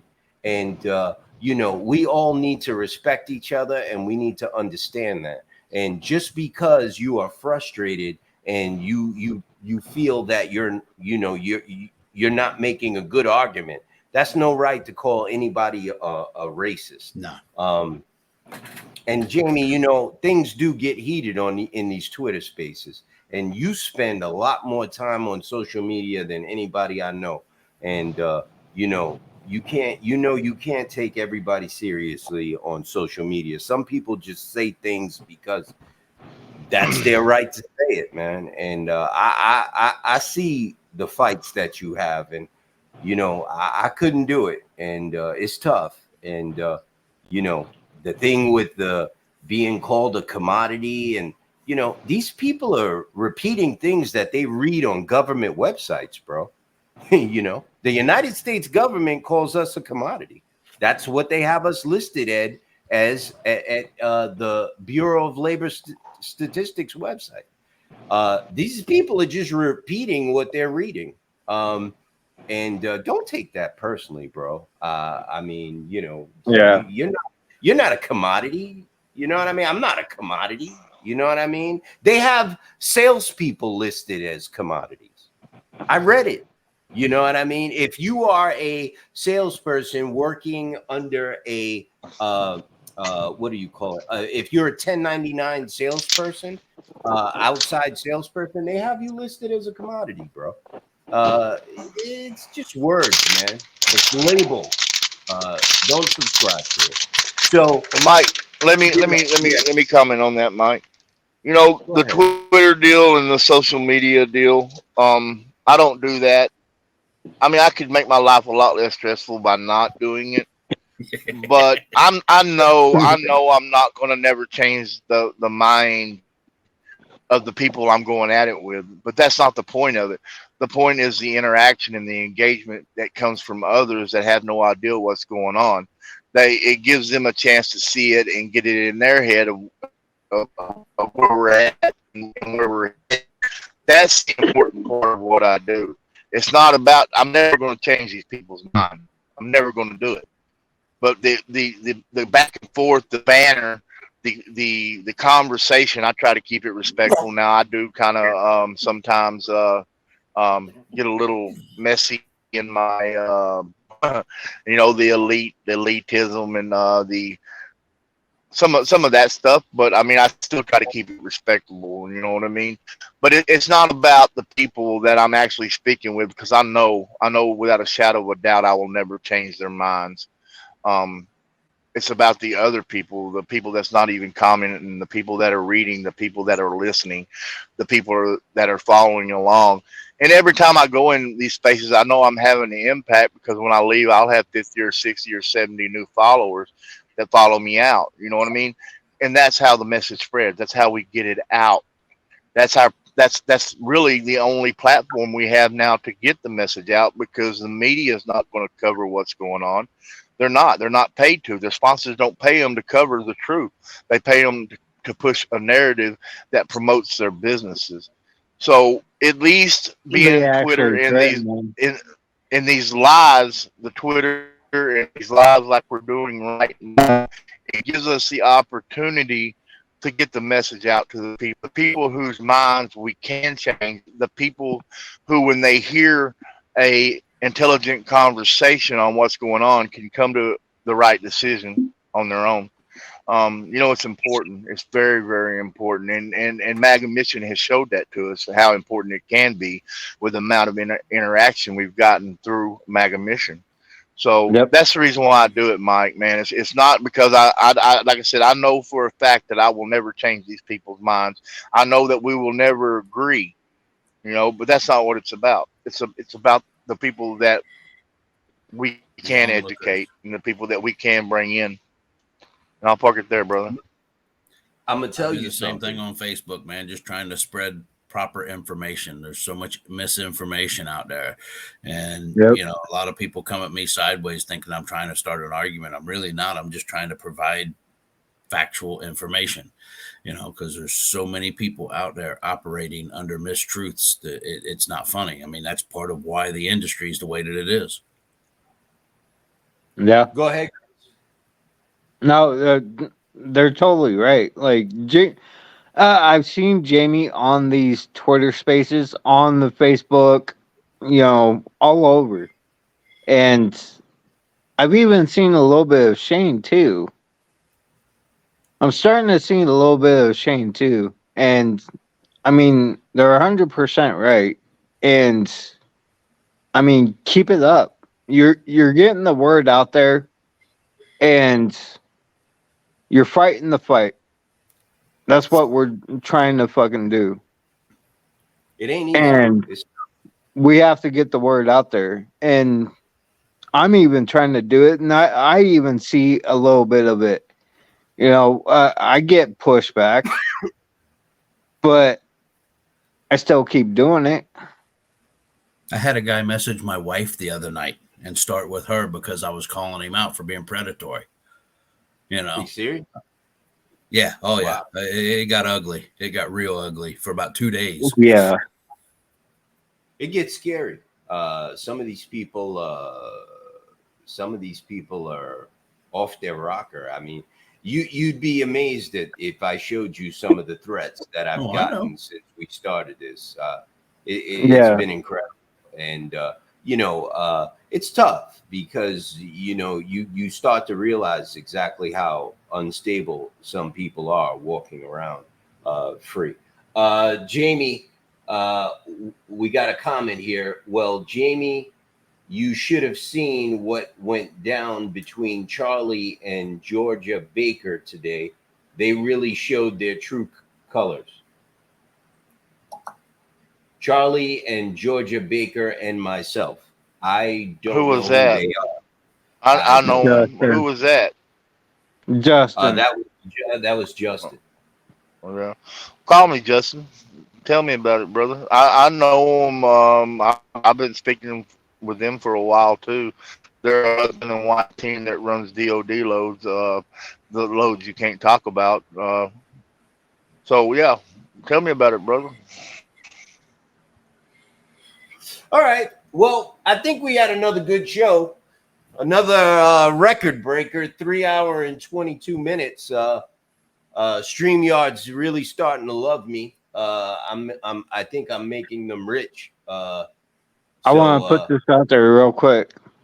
Okay, this is going to cost another $2. So go ahead, Chris. My bad, but it's got to be put out there. So all these negative comments and threats that we're getting, that's all it is. It's just negative comments and threats. Bad press. If they were actually going to do something, they wouldn't even threat about it. Put it that way. That is true. Announcing you're going to do something before you do it is pretty stupid. Chris does have a point. Can I say that Ali sent me a picture? I'm assuming I'm assuming this is his house with his car in front of it. I just want to let everyone know Ali lives in a mansion in Pakistan. Don't let him fool you. He is a very wealthy guy. He sent me, Ali, I pay attention.